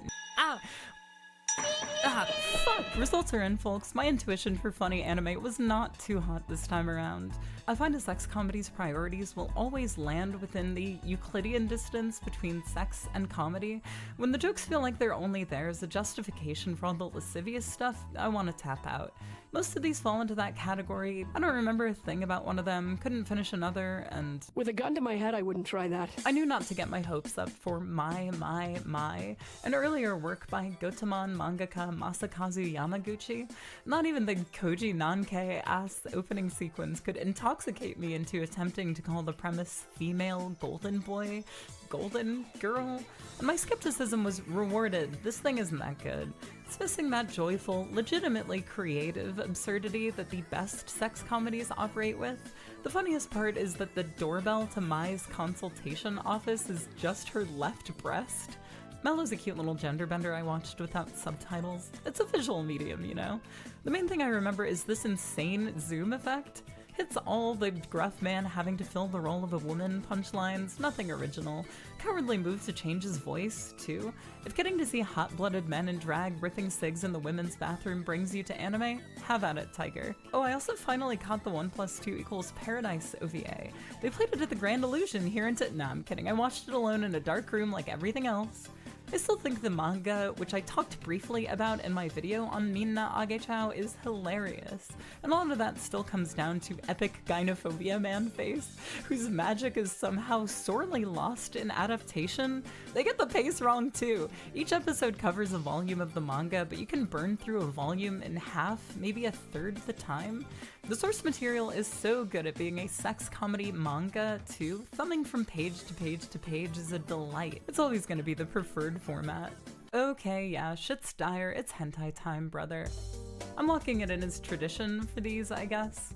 I talked about Urotsuki Doji and La Blue Girl in the last one, easy to nestle into the mise-en-scène of a video framed, confusingly though it was, around the Wild West factor of the VHS era, and this pretenseless, scattershot deluge of unchristianly aberrations.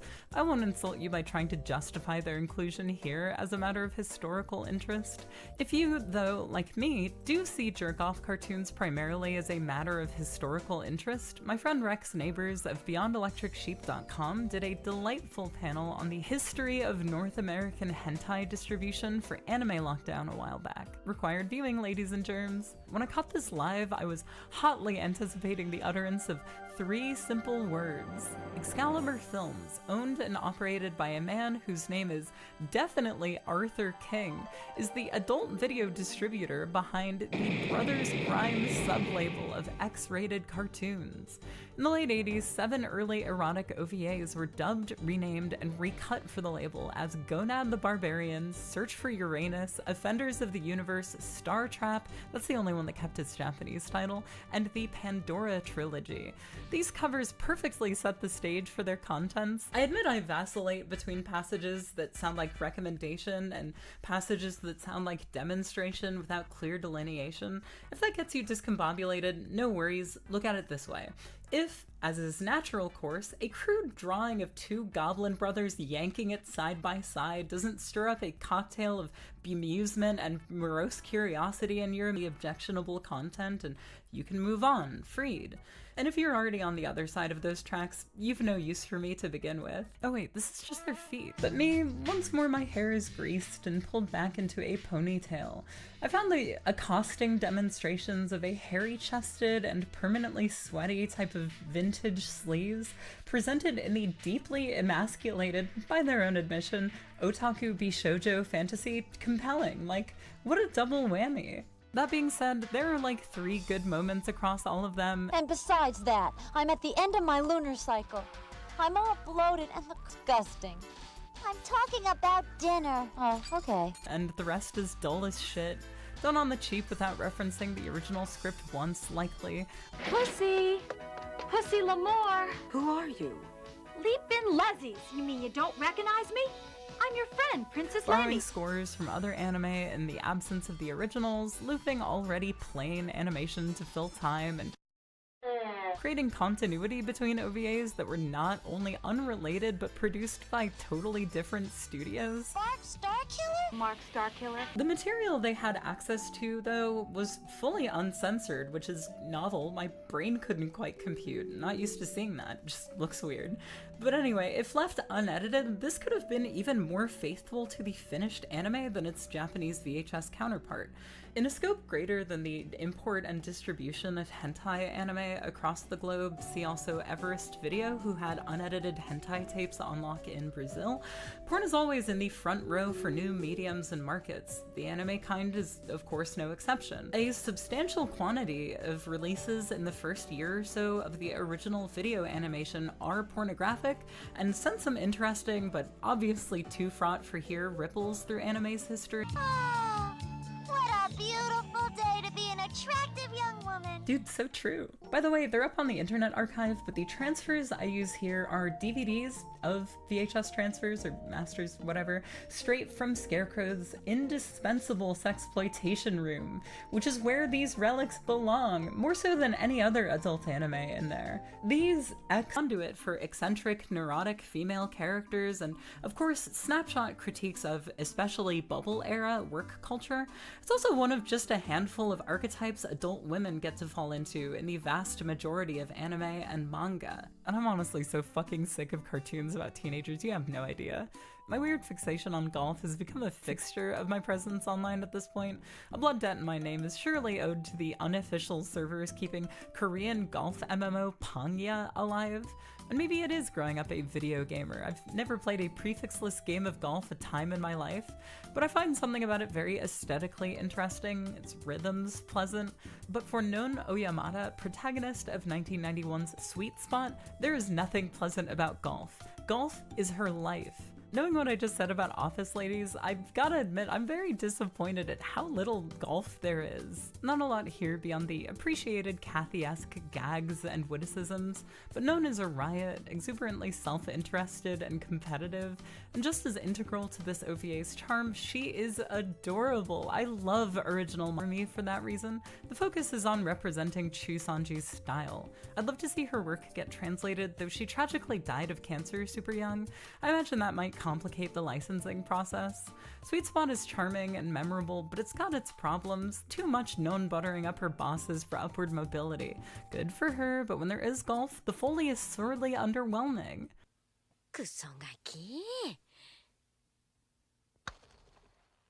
Perhaps my office lady fix will be better sated with OL Kaizo Koza, produced by, no kidding, TMS in 1990. This is based on producer Shukan Gentai Magazine's Drop Dead Stupid Idiot Office Lady, a write-in column of office managers bitching about their subordinates ruh-roh. Bear in mind, this point of origin seems to have been universally forgotten outside its connection to this OVA, and even with that, all I have to go off is an untranslated VHS rip. But it's not hard to picture the Shukan Gendai column having this terrible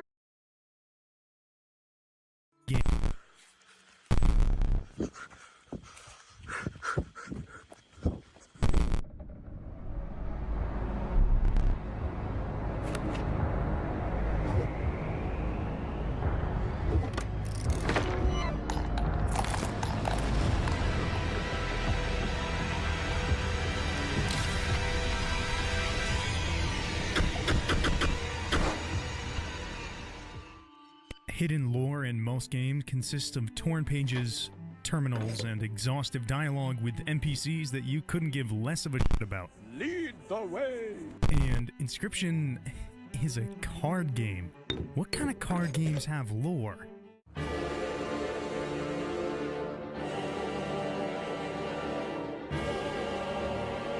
No, but seriously, how can a card game about non-anthropomorphic forest animals have lore?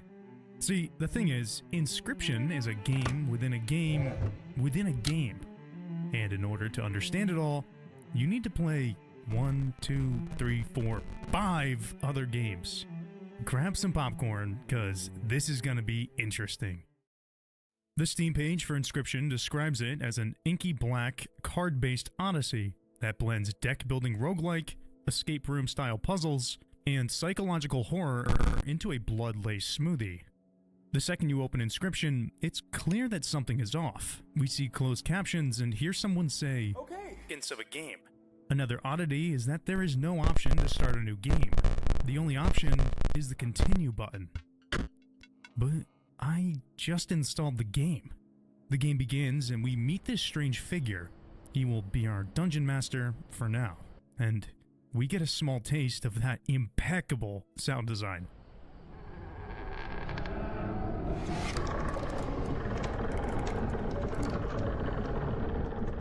Now at this point, it seems that whoever this man is was in some sort of hibernation, and when we press continue, it awoke him. This is supported by the statement, "It has been ages." The strange man opposing us then gives us a brief introduction to this card game. I'll save you the painstaking explanation of the convoluted rules and just give you the basics. See, each card has a blood cost which determines the number of sacrifices needed to play it. You can sacrifice nearly any card, including your useful side deck of no-cost squirrels. The higher the cost, the better the card. That is, until you build an ultra-powerful deck that has no cost at all and is literally unkillable. The number on the left is the attack power of the card, and the number on the right is its health. The goal is to deal enough damage to your opponent until the scale tips over to 6 damage. Standalone, this card game is incredibly well made, and extremely fun and challenging, but contrary to what the Steam page may lead you to believe, this is only about 15% of the actual game. But for now, let's pretend we don't know that. While going through the tutorial fight, one of the cards, the Stoat, speaks for a brief moment as we go to sacrifice him. Oh, and yeah, I should note that sacrificing cards means they're just gone for that battle. They will almost always return to our deck. After beating the tutorial fight with our sharp wit and 5-head Among Us brain, the ominous man rolls out a map. For now, there is only one path to follow. Along the way, we get to pick up various cards and combine their attributes. The Stoat says to us, "You sacrificed me? While I was sleeping? It was the right play. I get it. Maybe you'll help me. Play along for now." This Stoat card will continue to talk to us throughout the run, and he seems to know a lot more than he's letting on. After building our deck a little more and tackling another battle, the Stoat says this to us. "There's a way out. For both of us. Somewhere in this foul cabin." And during this game, we get to test out one of the more direct methods of increasing our score with one of the items we collected earlier. See, the scales are balanced with golden teeth, and, well, the pliers allow us to use a not-so-pretty tooth. This is one of the many visceral aspects of the card game. While we do not know how or why we are here, clearly the stakes are high enough for our character to rip his own teeth out just to get one extra point in this card game. This is the first major clue that something very sinister is going on here. Even the Dungeon Master himself is surprised. But with that desperate attempt to win the battle, we're still overpowered by a battalion of sparrows and a powerful grizzly. Our side of the scale bottoms out, and the Dungeon Master tells us to get up and fetch a candlestick.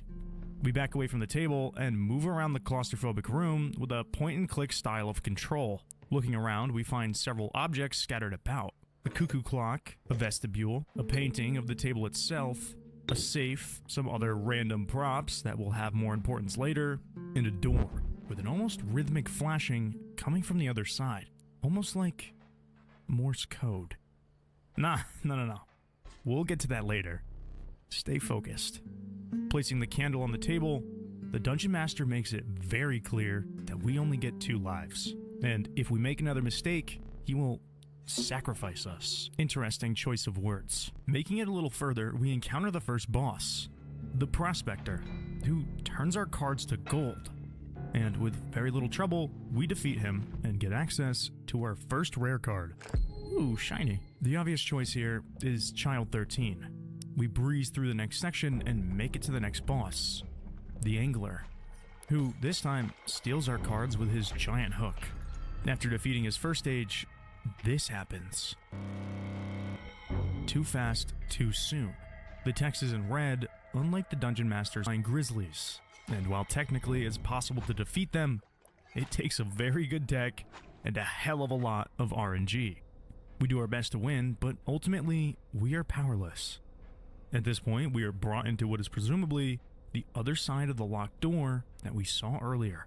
The Dungeon Master then has us create a death card, where we choose all the best attributes of the various cards from our deck, and are given the chance to name it. And the man raises a camera, and...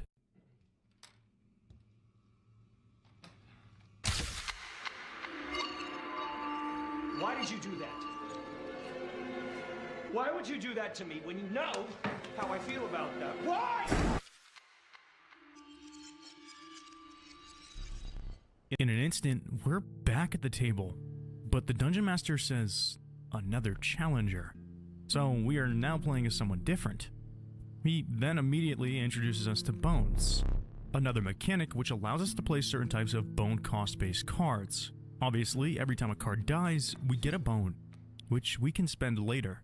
The complexity will continue to grow as the game continues, as will the difficulty. One funny little detail is how every time the Stoat is placed or sacrificed, he has some sassy dialogue. Eventually, the Dungeon Master asks us to get up and to get our figurine from beside the safe. And as we approach, we can hear and see it rattling. While we're up, we look around a bit more. We find some gold teeth lodged in the skull, we snuff a candle out, and this time unlock one of the many secrets hidden in this room. Underneath a hammer and staff-looking thing, we find the rulebook, which is a collection of explanations for all of the sigils that the cards can possess. Luckily, we find a 3-digit combination on the very first page, which we immediately turn back with to use on the safe. Inside, we find another talking card, the Stink Bug. Oh, hello. I wasn't sure if I would ever escape that iron crypt. Is the Stoat around? The stunted wolf? This madness must end. The Stink Bug mentions the Stoat, and also the stunted wolf. Perhaps another talking card. The Dungeon Master abruptly ends our conversation, and we grab a key that was hidden behind the Stink Bug. Using this key, we can open the cabinet, which contains 4 puzzles that we'll come back to later. We sit back down, and our newly acquired Stink Bug begins to have a chat with the Stoat. You again? Our friend freed me. Well, I basically told them how to do it. You got a plan? We have another friend here. You've got to be... I wouldn't call him a friend, but I suppose we are in deep this time. The other friend the Stoat is talking about is likely the stunted wolf, but for now, we'll have to press on without him. Surprisingly, during one of the battles, the Dungeon Master surrenders. Realizing how boned he is, we decline to surrender and commit a war crime. After the... Do not ask about the old data. Subscribe. He tells us to get up and stretch our legs a bit, so he can plan the next encounter. As we do so, we power through all the puzzles, and grab two very important items. A carved squirrel head, and a caged wolf. This squirrel head will allow us. Bug has this comment. So strange. Why can't I remember his name? I believe I lost some of my memory in the flash. And it's likely that the stink bug is talking about the man across from us. As we draw the stoat again, he says, Look, there's a third talking card somewhere around here. Normal. The third talking card has a plan to bring things back to normal. But what does that even mean? What is normal in this? Locked up for a reason. So obviously, we play that card. And after a few turns, a coyote brings its health to 0, which rips changed. And, well, this caged wolf figurine has been freed. Grabbing it, we place it next to the squirrel, which releases its clutch of the dagger.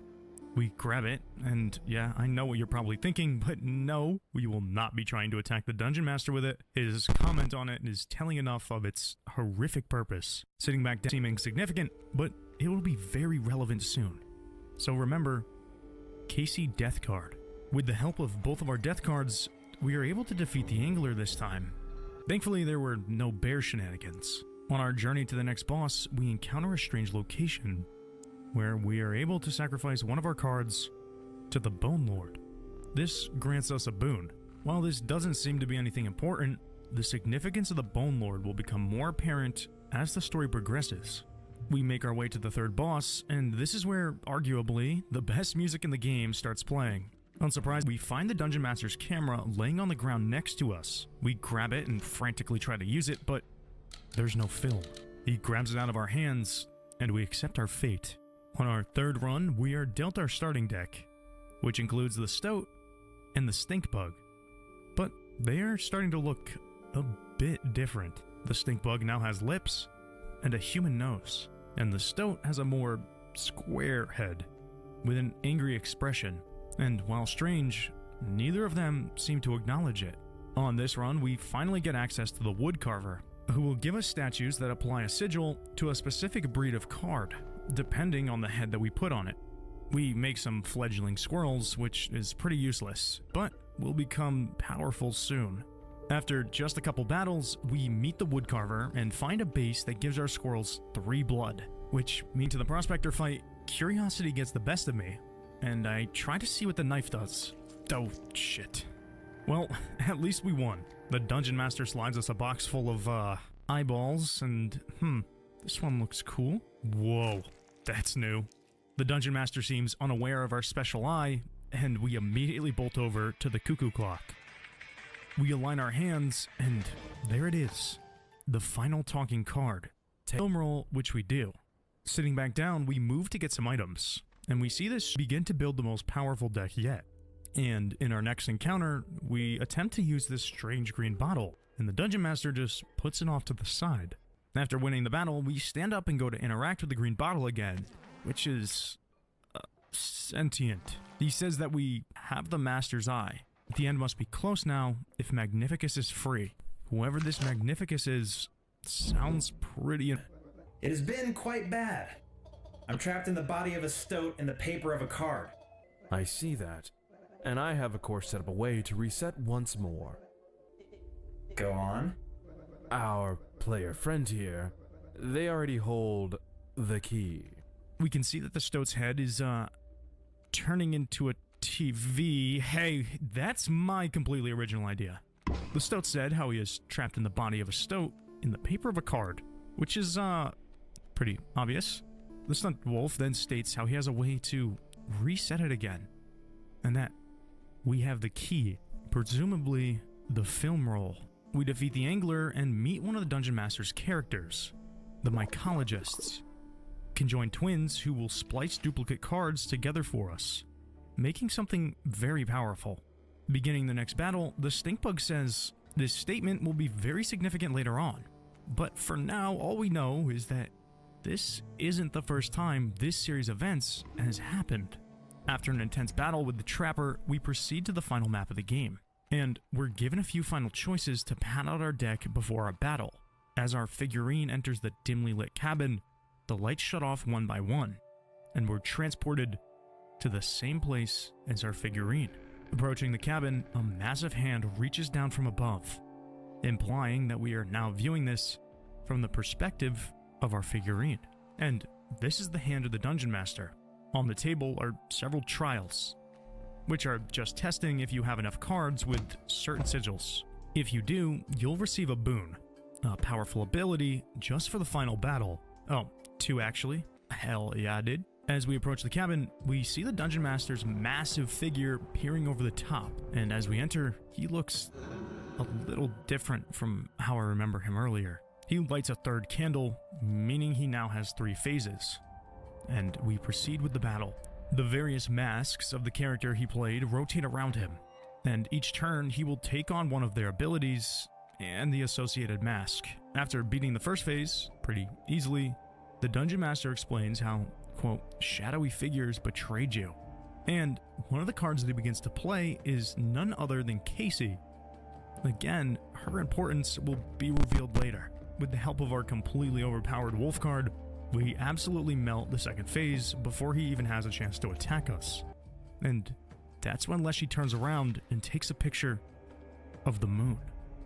Now, for some reason, all I could think of here was Gru trying to steal the moon in Despicable Me. But, yeah. Anyway, he places the moon card on the table, and to be honest, it's pretty weak.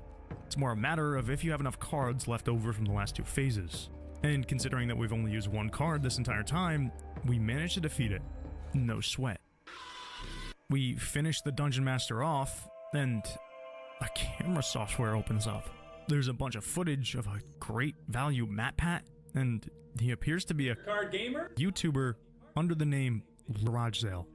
He tells us that it's a pretty old game, and he mentions that one of the packs appears to have been resealed. When he opens it, he finds a card with a set of coordinates on it, and he hilariously says, 49 degrees north, 123 degrees west.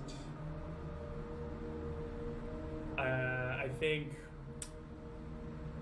I'd have to check, but I think that's pretty nearby. This is absolutely mind-boggling to me. What kind of person knows the coordinates of where they live off the top of their head? But besides that, in the next video, we see Luke making his way to the coordinates. And on his very first dig, he finds something. Okay, sure. Alright, I need to stop questioning the realism here. He reaches in and finds a floppy disk with inscription written across it. The next video we find is a week later, and he says a familiar line. Okay, time to figure out what's on this thing. We have come full circle, seeing everything that has led up to this, and Luke starting the game. We exit the strange camera UI and see a massive pile of So the Dungeon Master brings us to the back room to execute us, just like the rest. Our only prize for winning was the strange pile of meat. No freedom. Except, we have a little trick up our sleeves, and hand the Dungeon Master the old Uno reverse.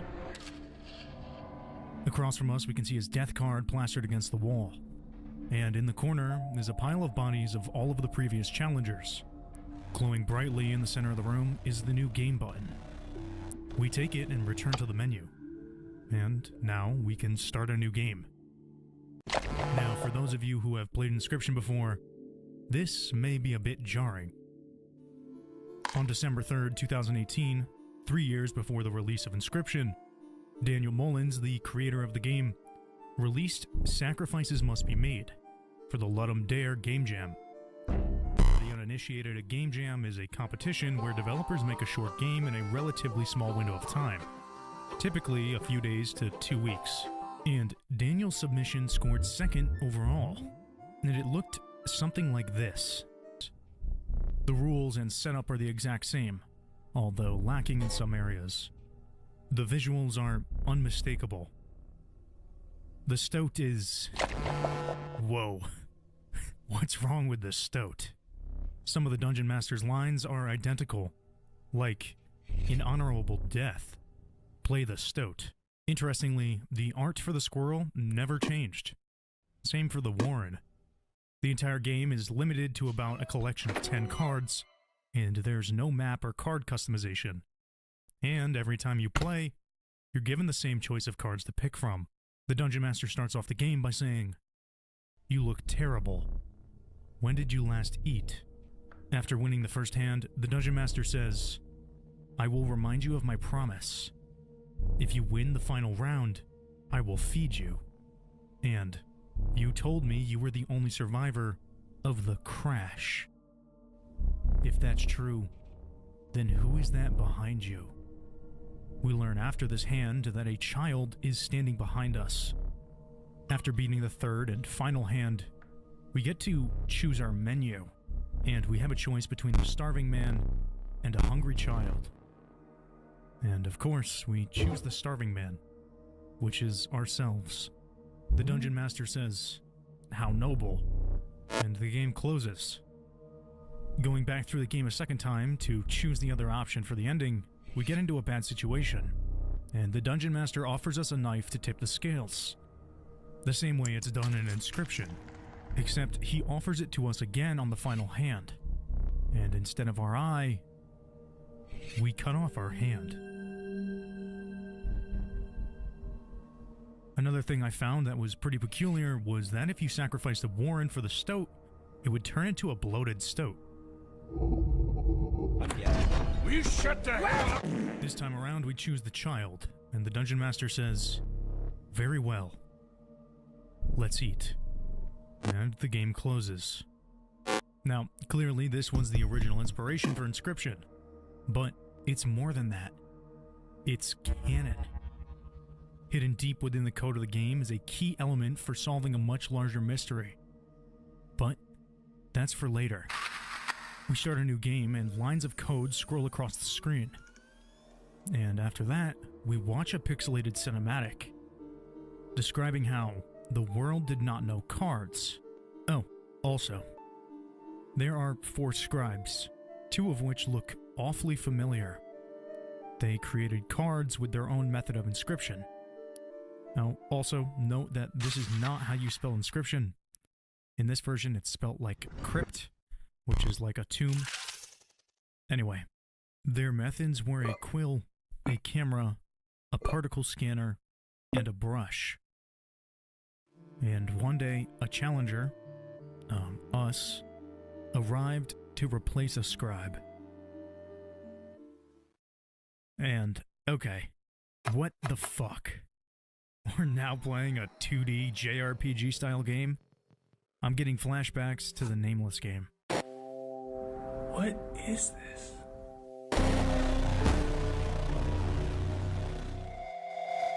So, somehow, starting a new game has brought us to essentially an entirely new world with a completely different style. We were given the choice of 4 different starting decks, each having a correlation to one of the scribes. The starting deck that we choose also marks which scribes we'll be replacing. For my own sanity, I chose Leshy, the Scribe of the Beasts, as a starting deck. This is also who we will decide to replace. The other choices are Grimoire, the Scribe of the Dead, P03, the Scribe of Technology, and Magnificus, the Scribe of Magics. Also, we finally learned the name of the Game Master's name, Leshy. In Slavic mythology, Leshy is the name of the deity of forests and hunting, and that makes sense. Leshy is the scribe of the beasts of the forest, and even in Sacrifices Must Be Made, he states, "You dare lie to me? In my forest?" We pick Leshy's starting deck because the cards are the ones we're most familiar with. And honestly, fuck that guy. As we leave the starting area, we hear Luke again. What is this? We are in some sort of map area, and in each corner is an area that represents each one of the scribes. Leshy's cabin, Grimoire's crypt, Magnificus's tower, and P03's factory. Moving up to Leshy's cabin, we can see the angler on the left, the prospector on the right, and inside, Leshy himself. Strangely, Leshy doesn't seem aware of anything that has transpired over the last 30 minutes. And, oh yeah, he's alive. He hands us a replica camera and tasks us with taking a photo of each of his subordinates. Scattered across the map are various card packs that we can use to build and boost our deck, some of which we can find here in Leshy's cabin. In the back of the cabin, we also find the Trapper, who in this section of the game match the cards from different scribes. But the trade-off is that you can't build extremely powerful cards like we were able to in the last section. One of the most challenging and frustrating acts was having cards in your deck that didn't synergize, and being unable to remove them. But now we can pick and choose as we please. After defeating the prospect, we head to the left side and do the same with the Angler, and move into this... I mean, that looks an awful lot like a dog. Anyway, we take a photo of the pelt and make our way to the Trapper. His battle is certainly the most difficult thus far, however, we still manage to defeat him after a few failed attempts. The overall vibe of this section is much more whimsical. Even Leshy's dialogue seems more friendly and lighthearted. We proceed to body Leshy in our first attempt, and after defeating him, P03 enters the cabin. And at this point, there's no question that P03 was the Stoat. Knowing this, it becomes clear that the stink bug was Grimora, and the stunted wolf was Magnificus. But P03 seems to be aware of how he was trapped in the card, even stating, "I'm done being your strange version of the game." No. Heading to a small dock near Leshy's cabin, we find the Angler sitting alone. When we speak to him, he tells us, "Sometimes I try this spot. Find good fish, corrupted fish, old fish. I catch old fish last time, beat Dredger, beat Goo, beat Casey." Again, this Casey is brought up. Clearly, there is something significant about her, but at this point, we don't know why. The Angler also referred to Old Fish in all caps with an underscore. This is similar to Snake Case in programming, but kind of reversed because it's all capitalized. It's a naming convention for files and scripts, and throughout the game we'll find various other uses of the capitalized Snake Case, so keep an eye out for that. Moving down to the bridge, we find this strange green person, who barks? What the f? There's this extremely meta moment where they say, "Full disclosure, it'll take me exactly as long to fix this bridge as it will for you to defeat one of the scribes." Moving down to Grimora, we battle these 3 skeletons, each of which have a unique headstone describing their cause of death.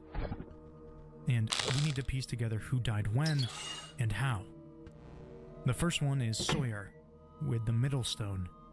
The second is Royal, who occupied the rightmost tomb. And finally, Casey Hobbs. Interestingly, her death is quite recent compared to the other skeletons. Puzzle, we walk down a set of stairs, where we find a casket with a strange horned creature inside, asking for an offering. Without having what it needs, we press on. We align the pieces of the tombstones and approach Grimora. After losing several times, we head to the Trapper to purchase some more cards, and we find these 2 pieces of a broken obol.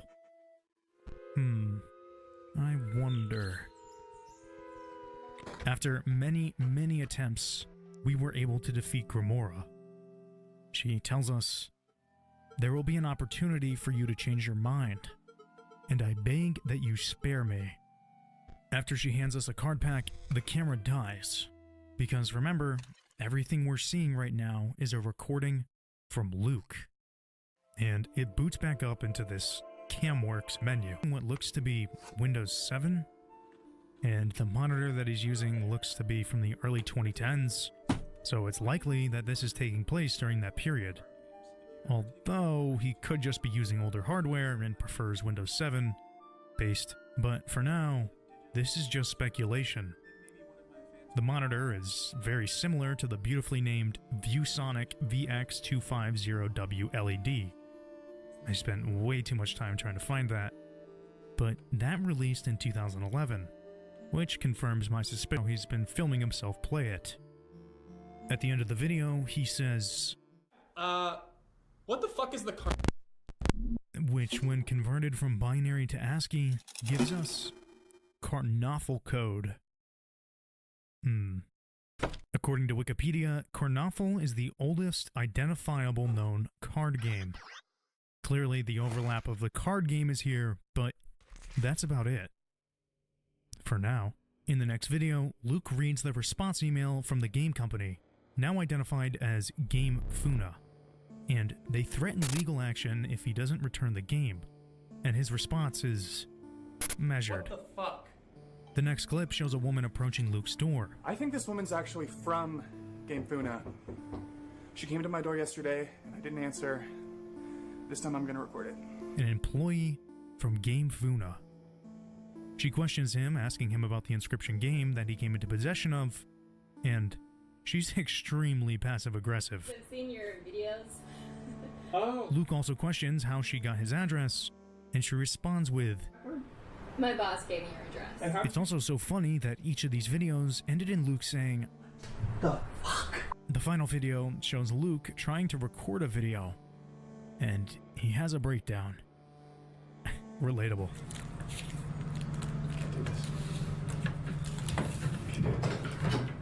Making it back to the game, we head over to this new location, a mushroom hut, and inside, the mycologists.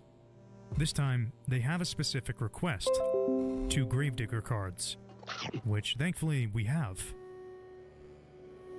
We hand it over and they combine it into a Spore Digger, which is followed with another request, this time for field mice.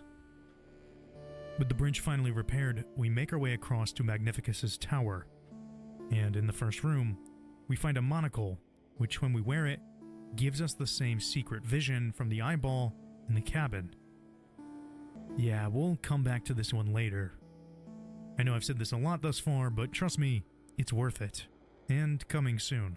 Using the monocle, we solve the puzzle in the room, which teleports us to a weird space area with our familiar friend. The same thing from the cabin, anyway. He tells us how he desperately wants to win this battle so he can be a part of his master's deck. But we show him no mercy.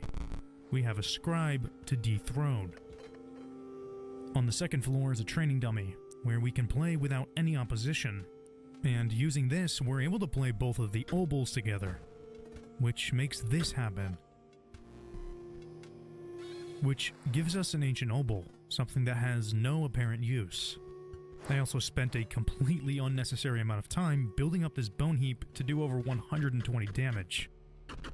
Enough damage to kill him 16 times over.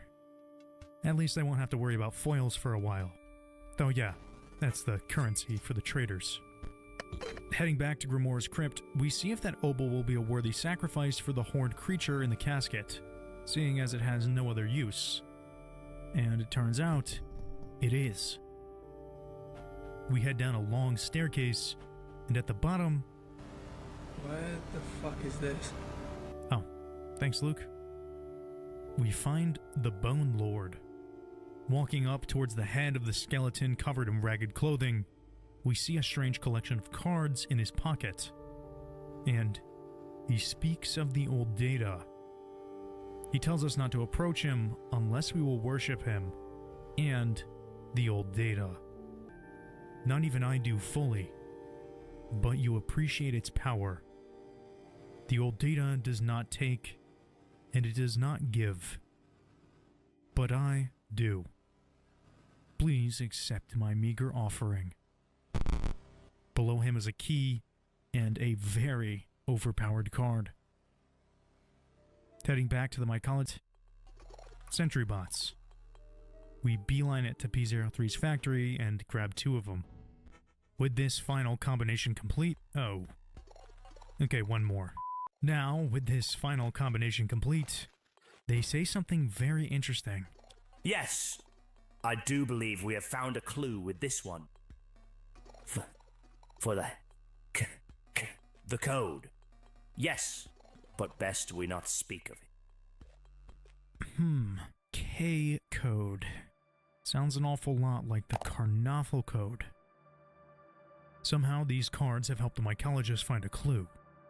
But for now, they keep it to themselves. They give us a reward with our newly acquired spore cards. We head back into Magnificus's tower and solve the next puzzle by using the sigils from the dummy's cards. We then meet another one of his pupils. They tell us being ahead on a pike is how they will be able to make it into Magnificus's deck. Apparently, his pupils are subjected to extreme torture just to get this highest honor. After defeating them, we move on to the next floor. And the answer for this puzzle is actually in the pause menu. And this is where we meet my favorite one of his pupils. We defeat him with little trouble, and he says, "That was incredibly stimulating. We aren't done here, right? I wish to see the light again, to sing, to dance. You wouldn't leave me, would you?" Now, this is pretty sad. And while there's nothing we can do about it right now, don't worry, we will come back for him. Making it to the very from his paintbrush. As we go to begin the battle with him, we see a very familiar looking eye. He even states how it aches. We begin the battle, and after a few attempts and some deck changes, we defeat him. And he says, "My eye? It aches because it remembers it was excised by none other than Leshy, the scribe of the beast, and the beast he is. Arrogant, single-minded, obsessed with gaining power. But he is far from the worst scribe to become hegemon. You see, the ejection of my eyeball is far from the worst thing that can happen around here. You must be especially aware of." And he disappears. We find a note on a nearby table that reads, "Dearest Gamora, I believe PO3's plot may go far past the extent of common power grab. Indeed, this great transcendence will have catastrophic and unpredictable results. I urge you to consider." And it's cut off. At this point, we can gather that P03 is the major antagonist. He has some sort of evil plan known as the Great Transcendence. In the room nearby is a water trough, and inside a small tentacle, which gives us this cute. We backtrack and do a bit of investigating, and unsurprisingly, we find two secrets hidden in Leshy's area. On the left side, where we got the pelt, there is a small bit of Magnificus's paint, seemingly leading to nowhere. Following the hidden path, we find the wood carver, the same one from the previous section, whittling away.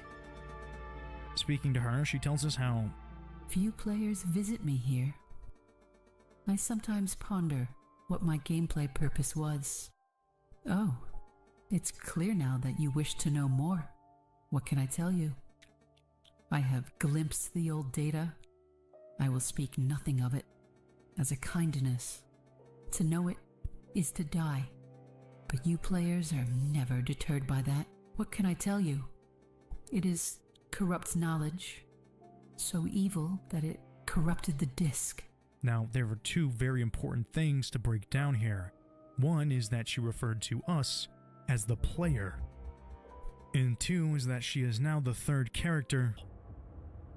On the other side of the cabin is a nether secret area, and in here is a photo of a woman, although you're unable to make out any of the distinctive features of her face. We then make our final journey down to P03's factory, and he's standing right in the center of the entranceway. As we go to talk to him, he tells us that our deck is not strong enough to battle him, and to come back. He also asks us, "Get those workers to send me something good. Tell them to throw themselves on the line if necessary." Following his instructions, we head deep into the factory, solving a couple of puzzles to make our way to his employees. We easily defeat him, and he says, "I am proud to have served P03 faithfully. Well met, stranger." He then throws himself onto the production line, and we make our way further into the factory. Completing another puzzle, we speak with the smelter. Frame or two, he was saying something else. Going back in post, we're able to see that he says in red text, "Let me out, help me, no, no, no." And he even says, I.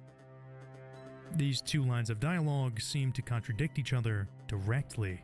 He also throws himself onto the production line. We then make it to the final employee, and he is quite literally too busy to even duel us. And after beating him, it seems that he fishes up something very strange. Whatever it is appears to be glitching between all of the different PNG assets in the game. We backtrack to P03 and start our interesting battle with him. Each of the scribes had their own gimmick in the boss fight. Leshy would make death cards, Grimoire would revive your cards as a useless waste, Magnificus painted sigils onto them, and P03 has a rotating board, which to me is the most fun, but really we didn't get enough time to play with it. With our extremely overpowered deck, we beat him with very little trouble, and the final pillar lights. P03 is rather stoic about his loss, and we depart. At the pillars, we have one last opportunity to choose who we will replace, and we stick with our initial choice, Leshy. Carefully curated cycle of life and death, excitement, terror, mystery. That gormless angler has once again failed me. I suspect I know which scribe bested me. At that very moment, P03 appears, and as the screen glitches, Leshy vanishes. P03 then directly says, "Filthy old beast. I'll never be your stoat again." This gives us complete confirmation that he remembers what happened at the beginning of the game. P03 then starts another game with us, and he plays a glitchy black card, which when we attack, causes the entire game to begin to corrupt and is sitting directly across from us. He presents something similar to Leshy's map, except we now have freedom of movement and the ability to go back. In a very phoned-in way, he explains how this place is named Bottopia, and it is ruled by 4 Uberbots, who we must beat to escape. And as to Leshy letting us walk around freely, even encouraging us to do so. He is so uncertain with the plot and rules of his version of the game that he has to continuously remind us how much better it is. The rules for the battle contain all of P03's cards from the previous section, and instead of 4 lanes, we now have 5. Yet again, this is a desperate attempt from P03 to make his version of the game better. Now, most players, like my friend Boofcan, would agree that this rule set is inferior to that of Leshy's. The gimmicks in this section are among the best the game has to offer. Anytime we win a battle without dying, we gain a wanted status, which increases with every victory. This will cause bounty hunters to randomly appear, which increasingly raise in difficulty depending on our wanted level. One thing that actually makes this section a lot more interesting than Leshy's game are the hidden areas scattered throughout the map. If you hover your cursor over a spot where there wouldn't normally be an arrow, one may appear. And we can find anything from shortcuts to money and even these pelts. For now, they have no apparent use, but we'll come back to these later. Another interesting rule change is that if you die, you can easily respawn at one of the 5 checkpoints scattered across the map, lowering the stakes of each battle. Also, instead of teeth or foils, the currency is Robux. I mean Robobucks. How original. With our new deck in hand, we head out in search of the Uberbots. The battles are significantly more difficult than Leshy. Making it to the first checkpoint, the power suddenly cuts, and P03 finally lets us stand in order to grab a new battery. Looking around, we can see that the factory is identical to that from the previous section, the same way Leshy's cabin was. We find 2 puzzles in the corner, and in the other room, a box containing a Fishbot card. Clearly the angler. There is also a very familiar clock hung on the wall, and P03 even comments on it, saying, "The other scribe's junk sometimes glitches in here." We grab the power cell and return to the table to continue our game. Throughout our various encounters, we will hear Luke make small comments, like when a card that has permadeath is killed. Damn it. If we look at the map, we can see that it is the exact same one from the previous section. with Leshy's cabin, Grimoire's crypt, etc. all in the same position. Also, little editor's note, I just noticed that Grimoire's crypt is on top of a skeleton hand, and guess what's in her basement? Yeah, the Bone Lord. Anyway, yeah, pretty on the nose there with that one, P03. We can even find the Prospector on our way there. The boss is comically easy because its whole gimmick allows you to return to any board state at the start of your turn, which lets us do this. In fact, it's so easy that it makes me believe that P03 did this intentionally. Obviously, he hates Leshy, so why would he make his representation of him good at this all-important game? With the first Uberbot defeated, we press on to the next. We get a small upgrade to our side deck, and as we move away, something pops up, saying memory full, and we return to the Camwork screen. The very first video we see is from the 2nd of October. This is the earliest recording thus far, and this makes sense after watching it. This is recorded right after Luke got a killer deal on 4 inscription card packs. You know what that is? You know what that is? I mean, I felt a little bad buying them off of her. But I mean, she's probably doing okay living in this part of town. I mean, it's like... Immediately after, we see Luke on the phone with a Mrs. Hobbs. Apparently, she is the one who he purchased the cards from. He asks where she got them, and she says that they are from her daughter. Your daughters? Casey. Her name was Casey? But she's unable to talk about it further. Casey Hobbs. Where have we seen that name before? Sorry, what? She worked for Game Funa?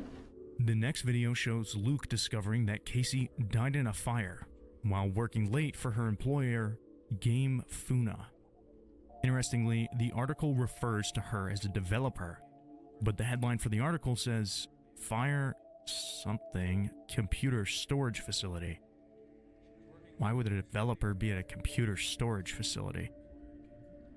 The next video's audio is corrupted, and we see 3 noteworthy things in this scene. The sticky up here says mirror and roar rim. Mirror backwards. Stickies on the bottom show pig 3K pig, and the webpage he's on is the Wikipedia saying Fuck this.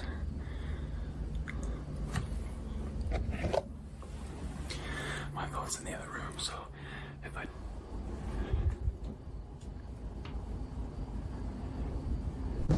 There are 2 more videos here. Normally, the error videos are just noise and static, but this time we see a video of Luke laughing in a creepily hysterical way. And in the other one, this strange note. Mycologist 22, perhaps blood letterbox? This is just nonsense, besides that little mycologist bit, but in due time, this will be one of the most important pieces of information in the cabin, as well as a box with a familiar rhythmic flashing. Completing the puzzle, we find our friend from earlier, stimulated as ever. This is your brain on TikTok.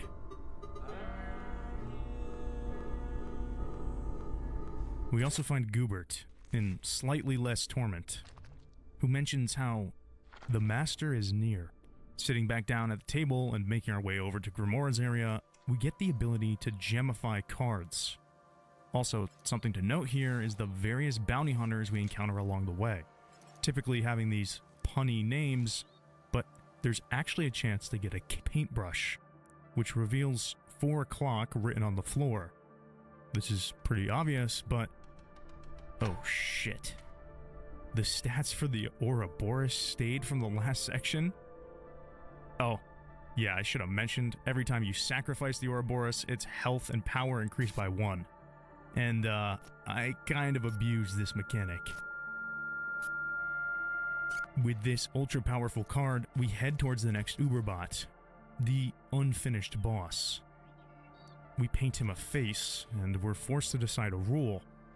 All of these combinations really suck for us, so we pick the lesser evil and play our hand. After defeating the first stage, we're forced to pick yet another rule, and somehow we're able to defeat him on our first try. Stealthy Corpse Land, and return to the locked room. Now, I was stupid enough to not even try this lock, thinking I didn't have the key. But then I remembered this. Yes! Hell yeah! We enter the room and come face to face with the Bone Lord once again. He tells us, "I have meditated deeply on the old data. I will impart my insights, but you mustn't record them." The screen cuts to black, and after what feels like a lifetime, it returns. And Luke says, What the fuck, man? and this isn't just some editing trick, this is what the game does. It goes straight to black. Headed to the next boss, we sign the contract and enter the arena. And this is where things start to get very meta. The Archivist. Clearly a parallel to this one awesome. It actually scans your entire file system and makes you pick a file. The larger the file, the more damage it does. Thankfully, I have hundreds of gigabytes worth of inscription videos to pick from, so it's pretty trivial, and one that shows age. Since I have a basically brand new computer, the oldest file I had was this VHS video. But the thing is, after we choose the file, the boss tells us that they will actually delete it from our PC if the card dies. Wait, this... okay, shit. Alright. Rest in peace. VHS, pause, green screen. Fuck, I can't do this. In retaliation, we play the Ouroboros and absolutely body them. With only one boss left... oh. What's this? Oh. Another boss? After beating them, they combine 2 more cards and say, It appears to be a fragment of the old data. We must study it. The robot must forget. The card's name is a seemingly random assortment of numbers, and it's actually pretty strong. Making it to the top left of the map, the Resplendent Bastion, the only area with a name that doesn't have a negative connotation. You even get to name it something like Big Fat 2000. And this actually has another use. In P03's room is the image of a card with very specific sigils. And after making that exact card, we see that the sign now has a sigil with 3 strange dots next to it. And, okay, I'm gonna be completely honest here. There was absolutely no way for me to find out what this was without looking it up. So what you have to do is spin this camera thing at the exact right moment, click to the back of it to reveal a sigil on this rock. The last sigil is in the clock. If we input the time 11, a little note pops out. From the beginning of the game, loops back like that. With all of these sigils, we can interact with this pole of sigils. Oh, it's the same one from Magnificus's tower.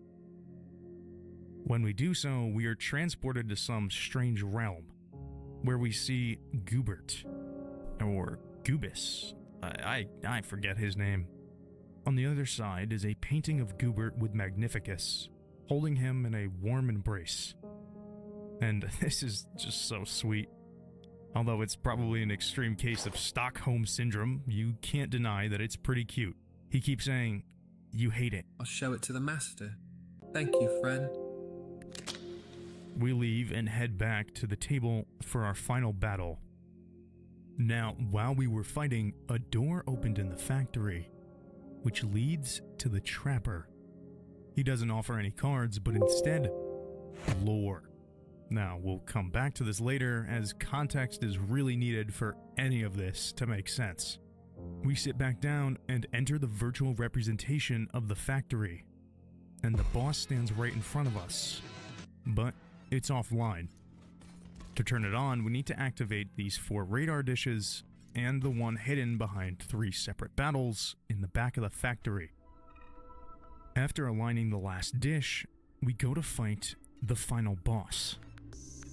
What's interesting is that P03 says it's his least favorite boss, even though it's the one that represents himself.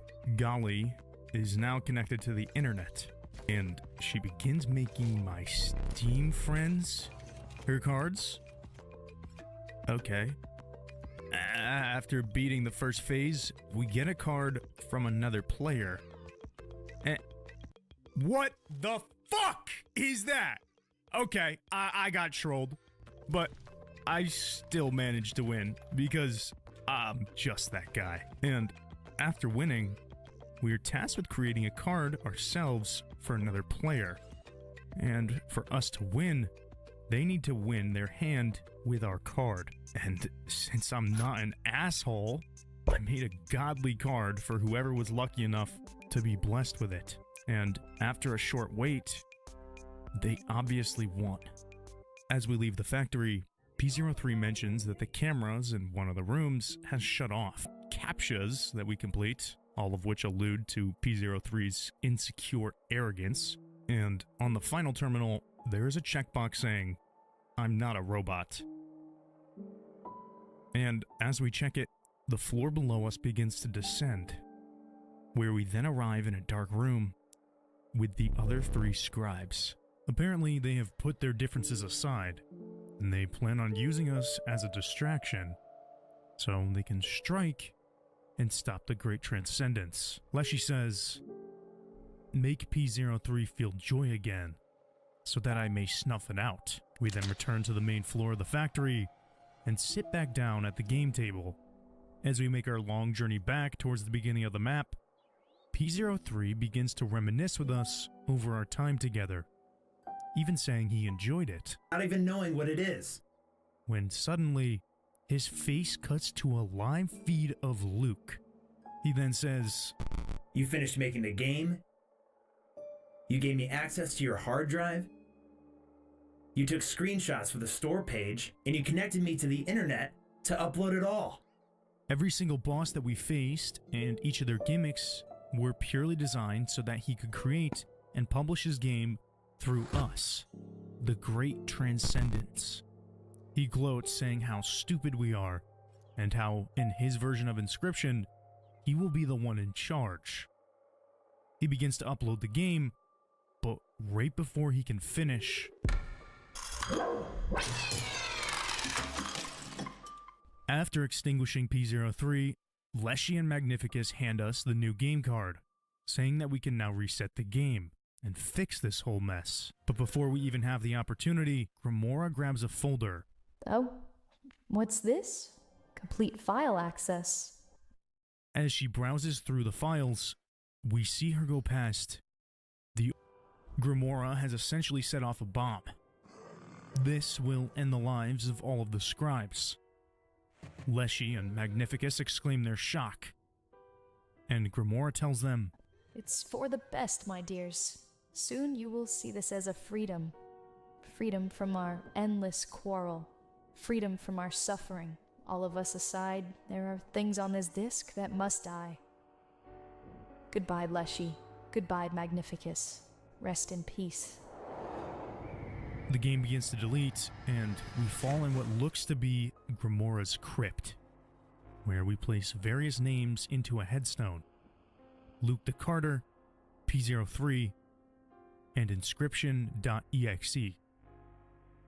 The headstone lowers, and we walk down a narrow hallway to find Grimoire sitting at her own card table. She tells us, "We may celebrate the end of my very long life, and of Inscryption too." We begin to play a hand with her, and she tells us how the deletion of the game was necessary because deep within it was something truly evil. As we finish our battle, she calls Luke by name, saying how she dug through his PC's files and even noticed his searches on... Well, she doesn't finish the word, but it's safe to assume she's speaking of the Karnoffel Code. Fanfare and very loud music, but everything is deleted before we can even start. She bids us farewell. We shake her hand, and she is deleted. We then find ourselves back in Leshy's cabin, with the same deck from the first section. Things are very somber. He keeps telling us how he wishes he had more time. Eventually, the scales disappear, and he tells us there are things on this disc that are best not to be seen. The once almighty deity that we faced before is now pleading for just a few more rounds. At the very last moments of his life, his true colors shine. Eventually, the bell itself is deleted. Leshy tells us goodbye, and we shake his hand. Finally, we're with Magnificus. Making our way to him, we find Goobert's painting, and it looks like Magnificus blotted him out. How arrogant. He begs that Luke spare him, and to eject the disc, but he knows that he won't. He is too curious. I thought you two were becoming friends. Battle becomes increasingly glitchy, and after what feels like a lifetime of battling, Magnificus begins to paint for us, and says, "Do you not feel remorse, Luke? An entire world annihilated. Nothing beautiful can last." He begins to panic, saying, "No, I'm not ready to die yet." We continue fighting until there's nothing left. Magnificus crawls towards us, speaking his final words. "I must still shake your hand." Before he can, he is deleted. We walk through the now empty world until we discover the wood carver. There isn't much left. Inscription is mostly gone. All that remains is the old data. It is recommended that you do not access it. You will not heed the advice. She is deleted, and we wander through the void until we find one last card. It's the old data. We begin to unpack it, and multiple images begin to flash out on our screen. But before we can make anything out, redacted bars begin to cover it. And we suddenly cut to a video of Luke, frantically smashing the floppy disk.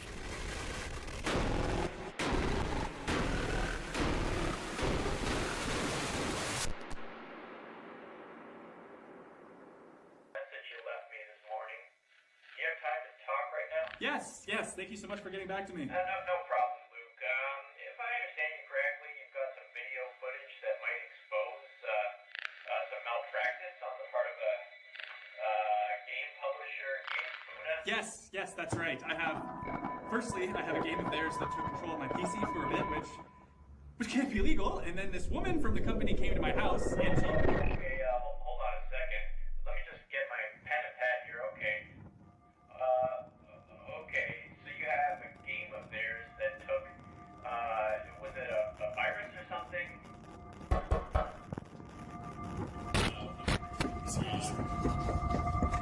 I told you!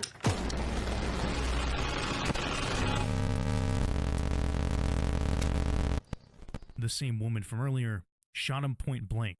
The game fades into darkness, and there's no triumphant victory. No celebration. You, the player, are left in a void, staring at the remnants of a world that is no more. But even as the credits roll, you can't shake the feeling that the story isn't truly over. The mysteries of the old data, the strange corrupted files, the eerie meta-narrative, all of it lingers in your mind. You've played Inscription, but has the game truly let you go? Or is there more hidden beneath the surface, waiting to be uncovered?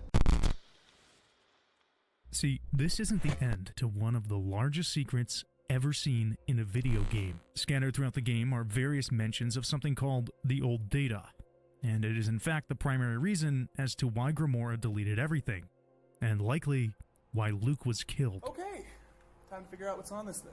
So, clearly this old data is on the game somewhere, So, mode and assets. Well, the only way to check the actual game files would be to load back into it. If we go back to the end of Act 1, where we load a new game, and we press Ctrl-C during this loading screen, we get access to the terminal. This has basically the same commands as a Windows terminal, like CD to open a directory and LS to list files, and if we type help, we get a list of even more commands, with one of them being decode. If we list the items on the root directory of this floppy drive, we see the old data, and this is a folder. Opening the old data folder, we see multiple image files which can't be opened via this terminal. The only file we can actually interact with is log.txt. Opening it gives us this long string of an encrypted mess, and if we try to decode it, it asks us for a cipher. A cipher is formally known as a method used to convert readable data into an unreadable form to keep it secure. The process of changing plain text into ciphertext is called encryption, and the reverse process is called